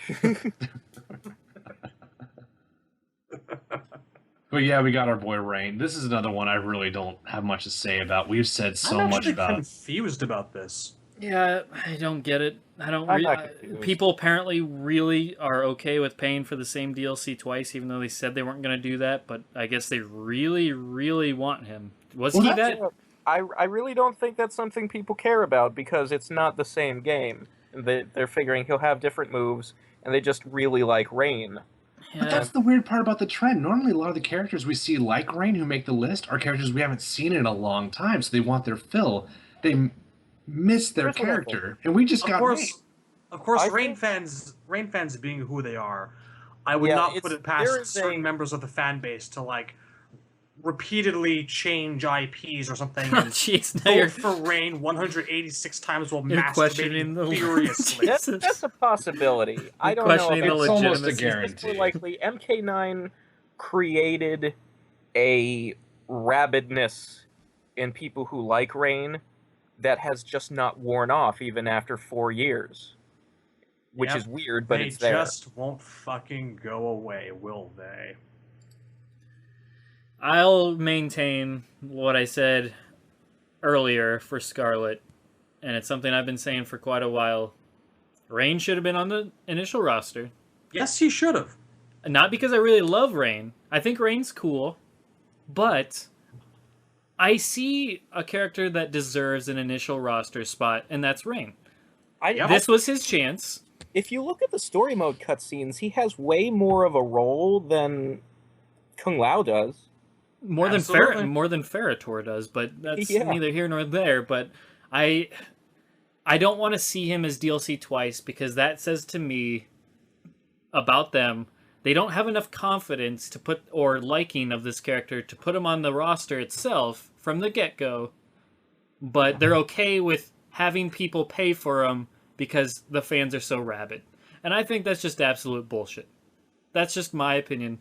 That's my problem with the DLC thing twice in a row, is they know his popularity, and they even put him in story mode. He served his part, so it's not like it's not like putting him in the game wouldn't have made sense. It would have made sense, and he was deserving of it. But now that he's not, I don't want to see him as DLC. I just don't. Put him in MK11.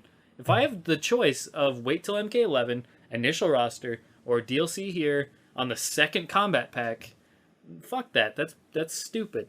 That would piss me off. How about this?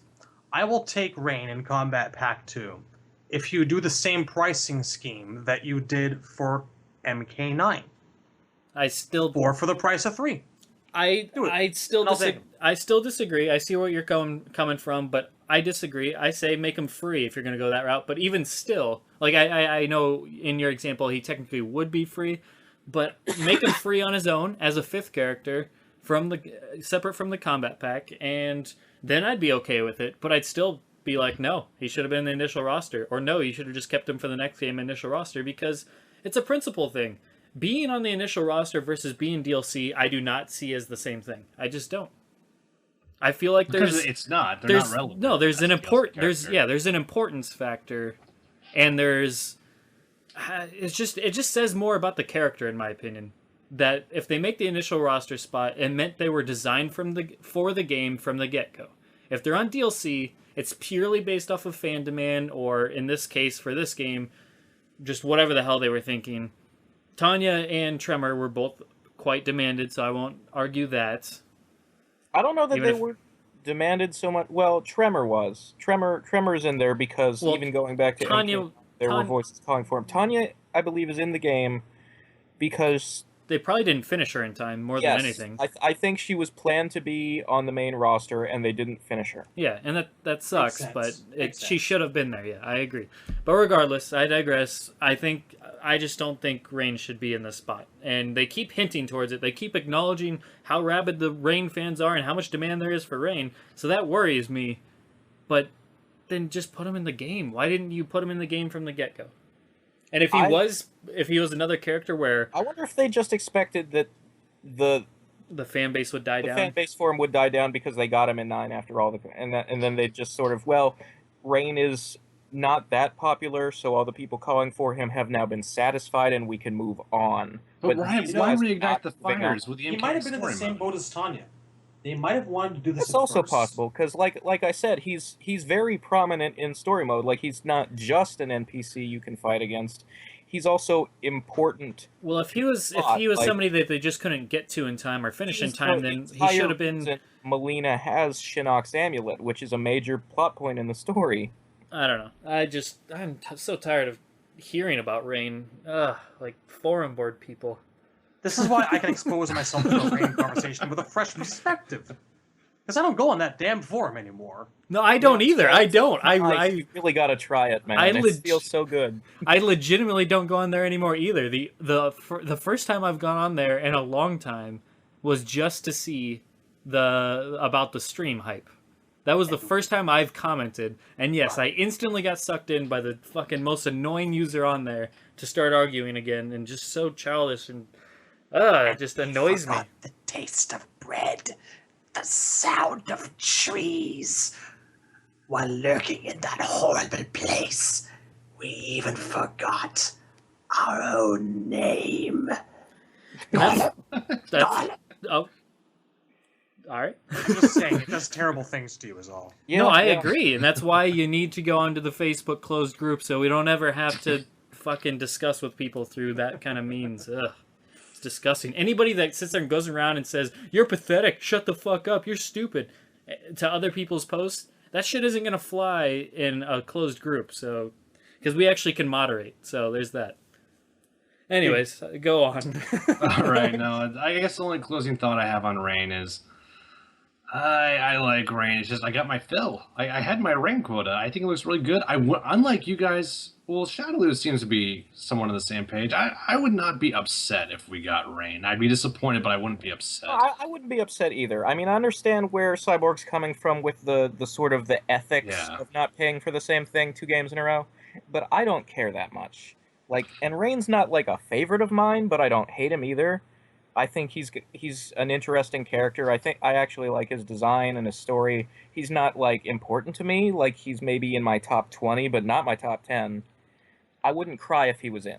Well, yeah, a part of the ethics. That's just not part of my personal ethics. That's not the only part of that. It's that, and I know who believes what Ed Boon says. What he fucking said. Specifically about Rain, at the same time, like, I'm willing to give him the benefit of the doubt on saying that because that was before there was the idea that there might even be a second combat pack. Yeah, but they should have known better to make people the statements like to that. Change their minds. Sure, but that's an ethic change your mind. That's not like them being like, we're not going to put out a combat pack 2, and then they decide, oh, we're going to put out a combat pack 2. That's one thing, but them being like, we're not going to charge you for the same DLC twice because we don't feel that's right, because you shouldn't have to do that. Oh, now we're going to do that. Then just make it free. That wasn't even Twitter. He said that in an interview. No, he did say that in an interview. That's like him just saying to me one week, I'm not going to shit in your mouth. Then he comes home while I'm fucking sleeping. He opens up my mouth, lays a little mud monkey right into my tongue, and I don't fucking want that. Trevor wins. Did you tell him you didn't want that? Was your mouth all full? I'm just saying, I need to trust. Cyborg's talking in his sleep, and if you listen close, what he's always saying is, please don't shit in my mouth. I know, and you know what? I feel like with the roster, they have shat in my mouth. They've shat in all of our mouths. You and me both. I'm honestly not that salty about the roster. Well, like, not 100% happy, but... Could be better, could be worse. I am maybe like 35. Like, unlike you, Cyborg, I play the game because I'm not... It's true. I don't have any reason to anymore. Like, in the game, I have a few. I'm just busy as all hell, and then Batman came out. And Nothing my against it. I PS4. want to go back to it. Once Combat Pack 2 comes out, I'm probably going to be all up in that business up again. The only character But, that's gonna get my interest is enough to want to be like, man, I can't wait to fucking play that is Cyrax. But I mean, that speaks for itself.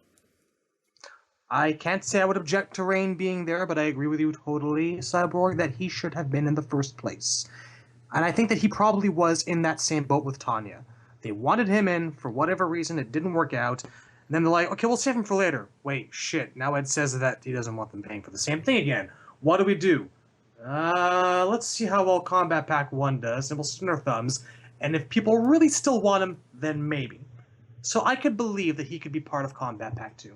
I would still take other people first, but not gonna cry. Would still pay the money. Here's another point that I would be okay with him just because he's not Baraka and Sindel. Yeah, pretty much. Well, at least Baraka. Because there's sort of, it's maybe a false perception, but there's the perception that at least one of those NPCs is getting in. Of the three, he's the one I don't hate.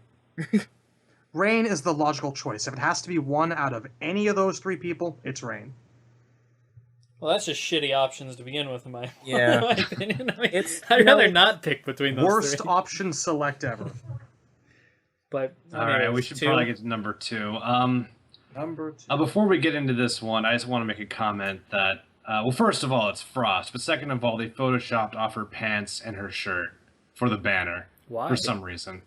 So she's like topless or what?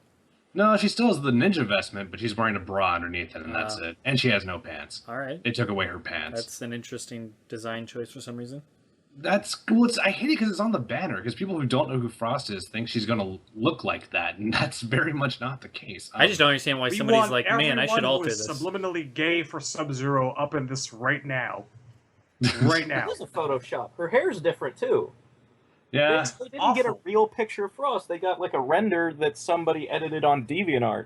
Yeah. You got MK3 Motaro, which I guess is kind of understandable, but Frost, bad hodgepodge. It's strange. But Frost is not my choice, but she's a good choice. I will say that.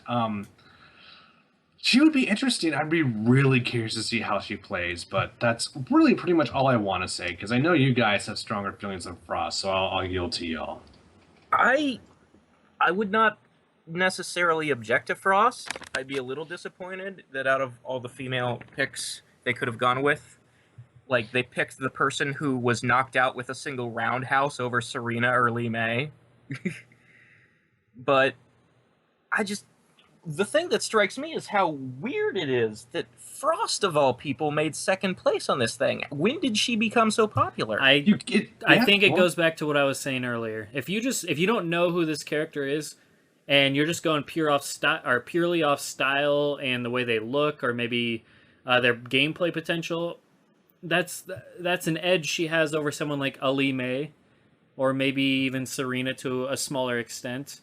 Is that Frost, from the get-go, you're like, okay, she's basically a female Sub-Zero. I like Sub-Zero, so fuck it. This character looks cool. This character looks badass, so sure.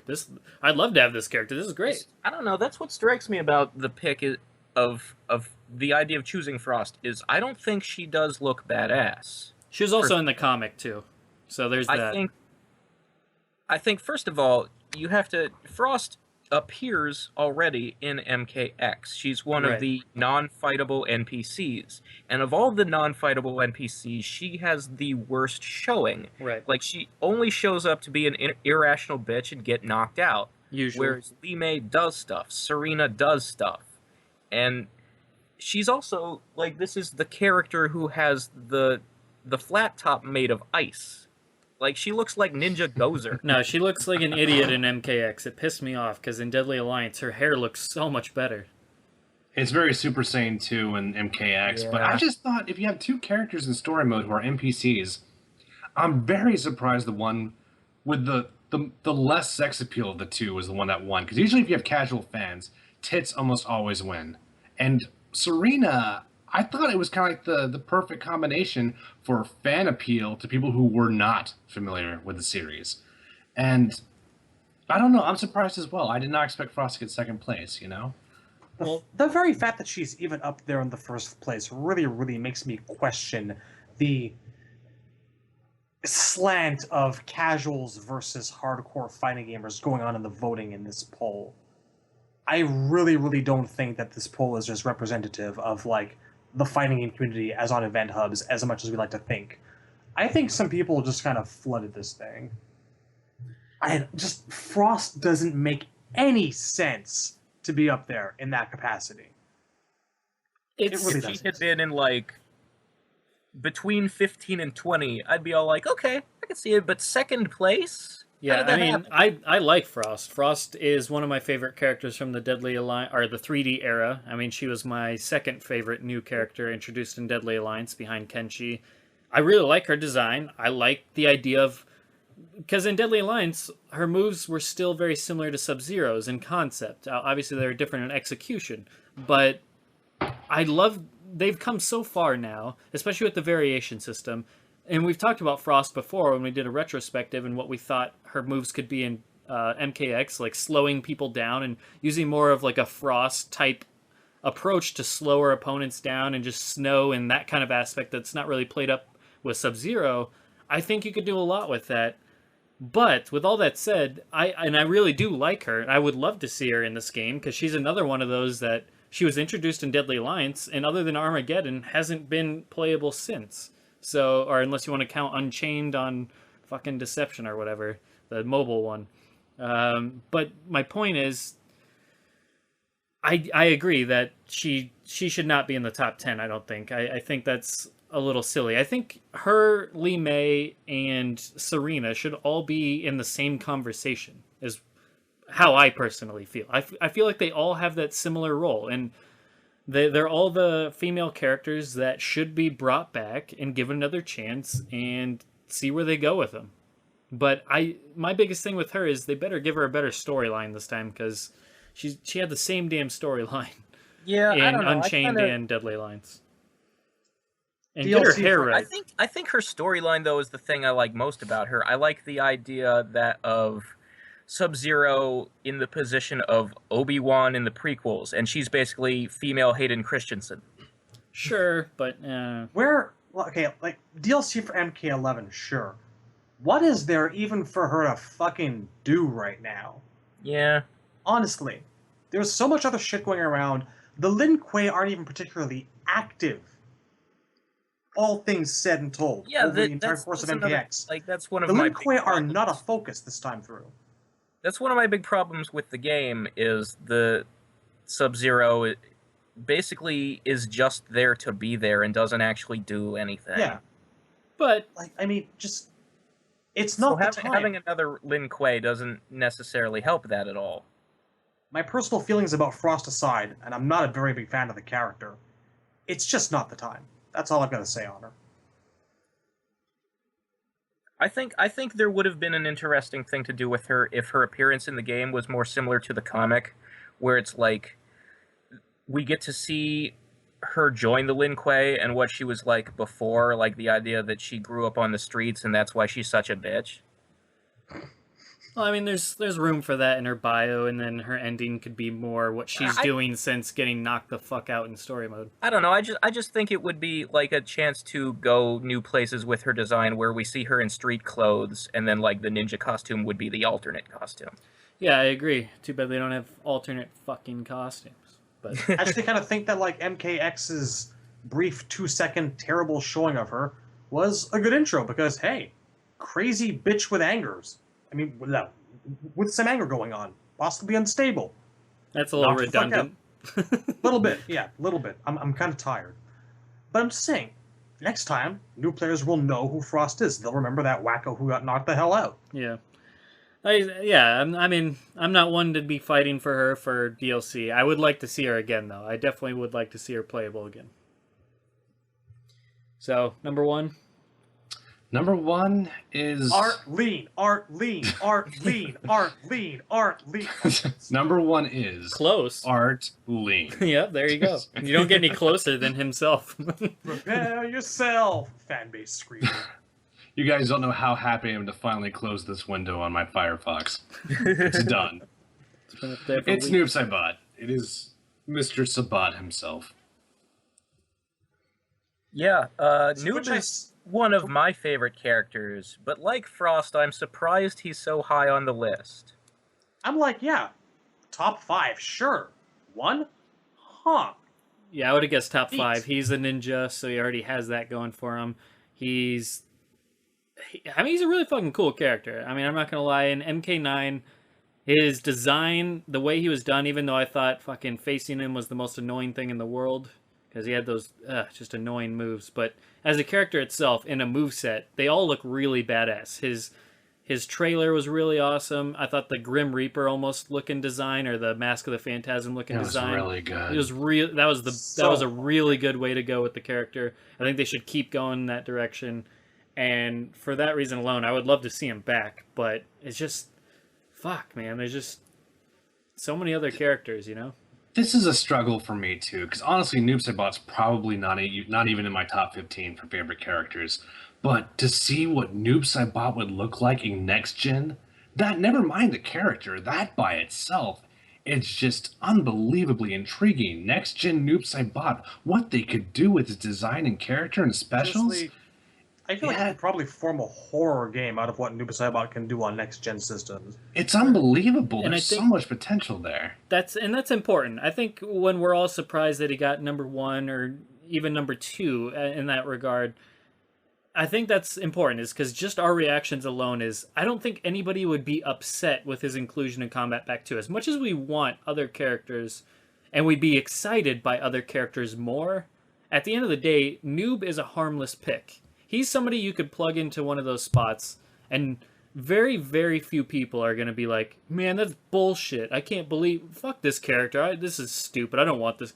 No, because even the people that aren't like, people that are rooting for other people, there's a lot of people out there that are like, nope, I mean, he's badass. I mean, I like him. He's pretty awesome. And you know they're going to do him really well, so he's a harmless pick in that regard. And he's got a huge fan base. That sort of raises an interesting point, like, the way this poll was voted on, you got to vote for multiple characters, right? It wasn't just pick your single Yes, you got favorite. 5 votes. That would explain a lot of how some of these picks got so high, because nobody was going, I only get one choice, I better pick my absolute most favorite. Noob is everyone's favorite character. 4 or 5 people. That's and true. You just happen to be on the most common on all the lists. Yeah, and I think that Which kind of does make me wonder about Smoke's placement as in 2 separate places. Yeah. How many Smoke people I just wonder what his one... score would have been if there was only a single Smoke slot. I think he would have seriously been number one. But the votes were split because he's on there twice. Well, yeah, he technically got the most votes. You could argue the other direction too, is that the same people that voted for one voted for the other Smoke as well. It's also That's possible. But I mean, yeah, I'm not arguing against that. I'm just saying you never know. With how split people seem to be on preferring the old cyber form or the old human form, and the odd guy that likes the garbage man like deception version, I don't know. I'd be very surprised if a lot of people pick both. That's what bothers me about it, is that it doesn't specifically say cyber smoke, and after MK9 you cannot just assume that when you say smoke and human smoke you mean robot smoke and human smoke, because if you just say the name Smoke, the first thing that comes to people's minds is going to be his MK9 form, which was human smoke. Yeah, I consolidate this character so bad. Though the five votes, because I didn't know that, I was thinking it was just pick one, but the fact that you have 5 votes, that definitely does change the dynamic of the voting. But it also makes you think, like, man, anybody that only got like 40 votes, because what did Sector get? He got like I closed the window, dude. I think Sector got like I'll go back. I think Sector had like 40, Cyrax had like 130 or something. It's substantial. It was somewhere around there. But my point was, like, Sector had 70. Okay, 70. There was, which is 2.4% of the total votes. Okay, and that's not good. I mean, he's still 16 spots above Freddy. Right, when you have 5 votes, and you see some of the lower, or the people that got lower than 20 or so, it's just, I don't know. That's not a good sign for a lot. I mean, we're talking about just a poll on a site here that we're analyzing, but still, that's not necessarily good. He beat Shao Kahn by 30 votes. Well, fuck Which Shao is actually Kahn. kind of surprising, to be honest with you. Well, yeah, let's quickly. I just want to point this out. 22 was Freddy, 23 was Natara, 24 was Striker, 25 is Shiva, 26 is Shao Kahn, 27 is Motaro, 28 is Ashra, 29 is Shujinko, 30 and 31 are the Chameleons. I'm surprised Ashra rated so lowly. I guess I'm just the only one that likes her. No, I like Asher. She's like everyone's number 6 character. That's the only way we can explain it. I don't know. I just see her as different, but yeah. She Nitara made the top 25, and Motaro was right under Khan. Nitara is a vampire, so maybe people are more into that than classy, Ashra type character. Like, I don't know. I always hear people complaining about Nitara's design. Like, apparently, people who are into vampires are not satisfied with the Mortal Kombat concept of a vampire, which is more of a bat person than it is a sexy supernatural creature. Yeah, it was weird. I mean, when you think about it, vampire. I like it that way. Like, it makes it more of a it's a race, not a curse. Yeah, I prefer that. I thought she was just a little bit too piratey, kiss booty. I don't know. I didn't care for the costume, but the concept was solid. Weird. I think there's definitely potential there if they ever decide to bring her back. And like I said, with any of the Deadly Alliance characters that were just in Deadly Alliance, they didn't really have the greatest potential, considering they had like 2 or 3 special moves and 1 fatality and yada yada yada, and most of them were never used again. So that kind of and that's we were actually talking about this in private before we started recording, when we were naming like our top picks for like a female would be in the combat pack, and Nitara and Ashra were on your list. Yep. I said, there's no way Ed will ever, and I mean, like, she's Draman tier to him. And you can tell that by the fact that she wasn't in Deception. Yeah, and she's one of the few that got specifically said wouldn't be an MKX. So. Yeah, she was Twitter deconfirmed. Yeah, when they deconfirmed a character, it was usually a character that pretty much had no chance after that, so... Yeah, I think NRS considers her one of their failures, like Draman and Suhao. Just that in a game like MKX that is just starved for anything interesting or colorful, I really feel like I want someone like Nitara to be in the game. Well, it's because she's different, and that's my whole point about, why I like Devora. Nothing is different in MKX. I'm sorry, go on. Well, I mean, that was my point, was like, that's why I love Devora so much, is because she's just fucking unlike any other character, especially any other female we got going on, because a lot of them kind of fall into the same assassin, ninja character. Devora's nothing like any of that, and Nitara is the same way. She's different. She looks different. She's gonna play different. So, but I would say there's a third factor there. Oh, go on, Shadowloo. Ferritor. That's all I'm saying. Yeah. You know what's funny? If you put Ferritor and Devora together, you get something close to what I want. Because Nitara and Devora have 2 things in common, of course. They're interesting, they're different from everyone else, and they're just kind of, well, I guess that kind of sums both of them up. But I think what Nitara has that Devora doesn't is Nitara is fun. She's a very fun character, fun to look at, fun in concept. There's no fun in Devora. Devora is not fun. She's just ugly and dim and bleak. They're both interesting and creative. I disagree. But one's fun, the other... Well, I think at least in the definition of fun as kind of like flashy and colorful and kind of like, I guess, just very... Well, Devora's colorful. Devora's colorful. But Devora's not light. Devora is not like, this is a well, I guess it's sort of a fantasy world, but she's very fantasy. I don't know. But she's also very bleak. I also love the way she talks, but I don't know.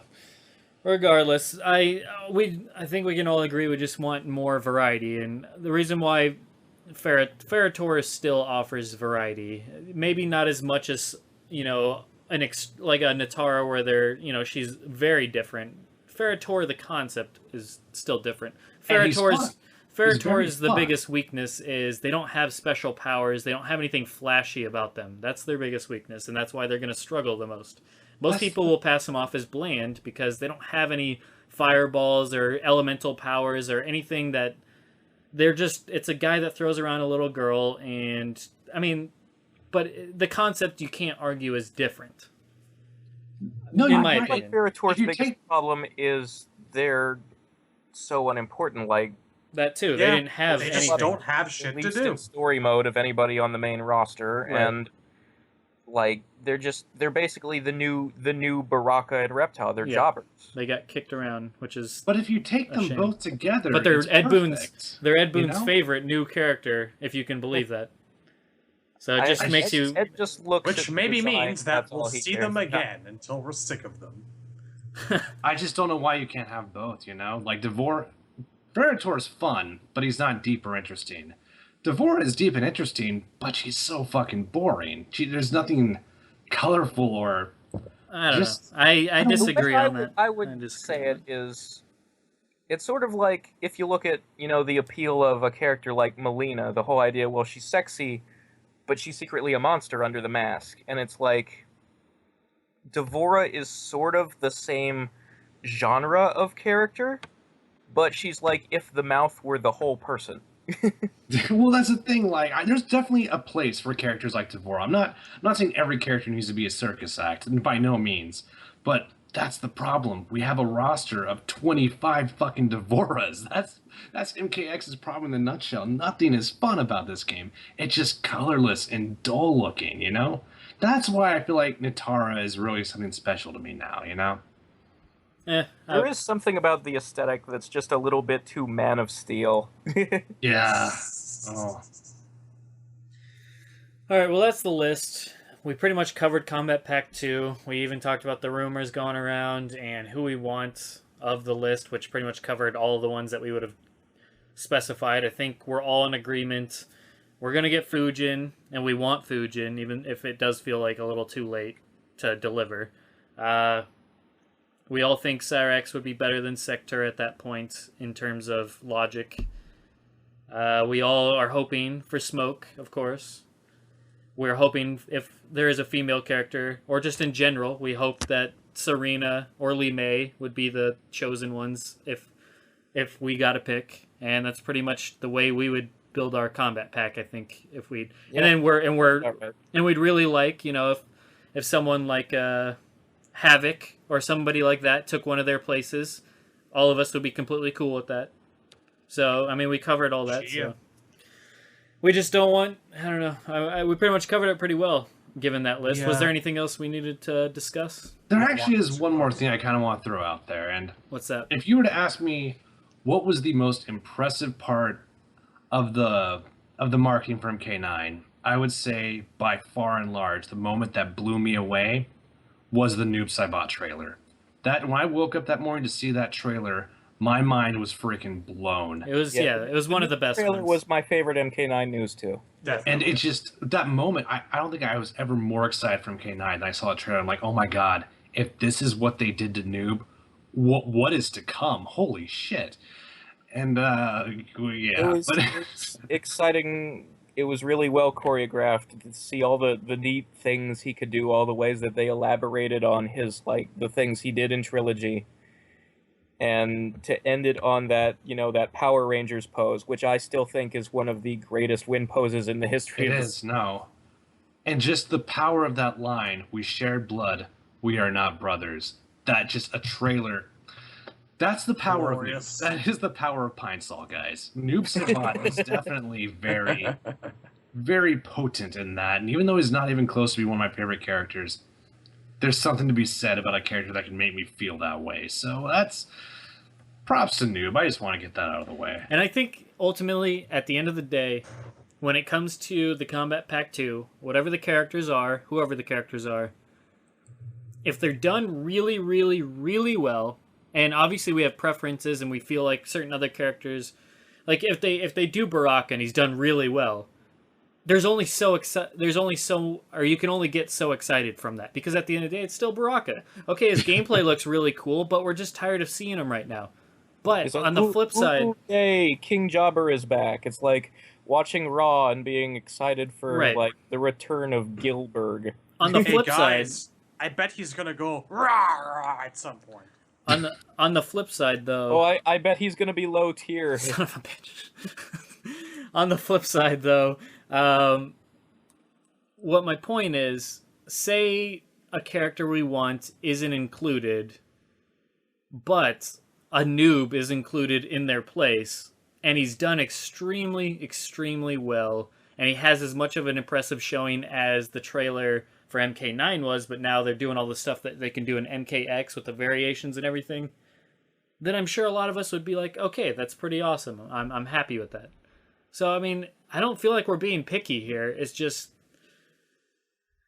Ugh. I agree. Just frustrating, I guess. Yeah. So we'll know in a matter of days. It could be tomorrow, it could be Friday.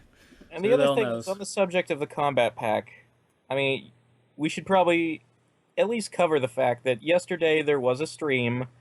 It was about all the new patch notes, and those patch notes will be addressed on a future Warrior Shrine episodes. We're not going to talk about them now because, obviously... It would take forever patch, for one is thing. the actual patch even out? Yeah, it's out. That It came out is, and it's actually really good. Like, I'm really happy with a lot of the changes. Well, we haven't, obviously had time to all experience it, and I'm sure, that's, Warrior Shrine is Temp's baby, so he'll go over all that stuff once he knows all about. Well, technically, it's Django's baby. I'm just along the ride. Like, Temp's- That's true, but Django has to be kind of. You got to twist I'm his arm. sitting- Well, it's Shotgun. no I'm how sitting it is pretty much it's Django's baby, but Temp is like, you gonna feed that baby? It's starving. Yeah, right. You're gonna just let it just starve to death? It's pretty much how the relationship goes on that one, but I feel like it's a pretty good analogy. But You regardless. maybe want to change that baby's diaper. I don't know. It's just possible. Anytime now would be nice if you just change that diaper. That'd be good. I mean, it's your baby. Do what you want, but Taking up the We place got a lot of something diapers to fierce. cover. Next episode's gonna be big. There's a lot of shit. I to won't cover. stop crying. and on, Yes. on the subject of things to come, we keep getting asked when we're finally going to finish reviewing the comic. Shadaloo and I will record that episode next week after 1 the week final from issue of the today. comic comes out this coming Sunday. Tuesday, right, Razor? Yes, we're gonna record that Tuesday night. You have our word. That is actually going to happen. Yes, and I will be around in case there's any. Have you tested it? Like, have you tested I'm recording? gonna do all- that. Okay, well, Just the either end of way, just I'll be here probably when you record and beforehand. So if there is any issue, I can record it in a pinch, and then we'll figure out whatever we need to figure out. And just let you guys talk and do all the things you're going to do as if you're recording it. But that's only if there's problems. Hopefully, it'll go off without a hitch. All right, so everybody knows what's coming up. Yep, All and that. we'll have more gameplay streams. We're gonna probably be playing more Halo because I'm getting excited for that because that's coming around the corner. So, and just Who more. wants to see Street Fighter the movie, the game? There you go. Yes, give us suggestions and all that. Do the Facebook group and everything we told you about earlier, and hopefully you guys dug this. But we went about an hour and a half more than we were hoping to, but we Hey, covered. also, we're getting the pit. We're probably getting the pit. Yeah, we're probably now. getting the pit, and Yes. that'll be Hope cool. That's we're the getting the thing. pit. Yeah. Ed posted a picture of the moon on Twitter, which looked to La Luna and all that, but There was some code in the PC version. It said MK Pit Stage or something similar. Yeah. And now it's posting the moon. To be I fair, that could kind of- mean anything. it could Just to just be be a fair. picture of outer space, like he's hinting Alien is coming. You never know. I'm really trying not to believe that. That's a horrible thing. Why would that anyone would ever? be the sad option. That's the disappointing one. But And Also, it's disappointing to again- me that we're all going there. again, it's best to be cynical when it comes to these things, because if you I'm get your just- hopes up and you're disappointed, I normally What's that am in very here? cynical. I just have to believe Pit. Because holy Lord Jesus God, is this game ever missing some old classic stages? yeah, Or just stages. Like, there's not enough stages. Like, yeah. There's what, True 12? that. Yeah, they went from what, like 16 or 20 or something in MK9 to 12. So Well, there were a lot in MK9, and part of that is because they had to recreate the Yeah. majority of what was in the whole first trilogy. But Yep. I prefer more stages to less. Yeah, You want some variety options. in that. Options are good. But all 9 right, out of 10 doctors prefer more stages. I'm sorry, go on. no, I'm just wrapping it up. So everyone, yeah, thanks for listening and stay tuned. We got more stuff coming. Adios. Art lean, art lean, art lean, art lean. Your animality. Ron Paul, Ron Paul, Ron Paul. All right, too far. Oh, holy shit.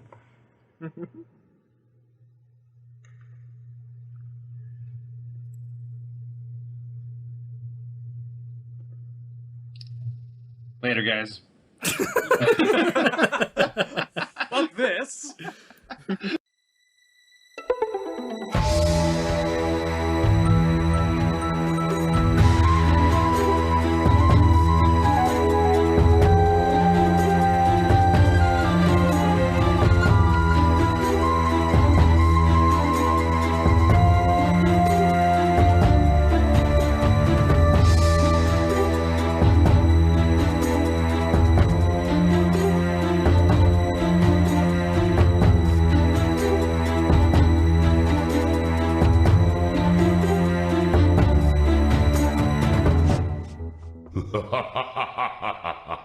Outstanding.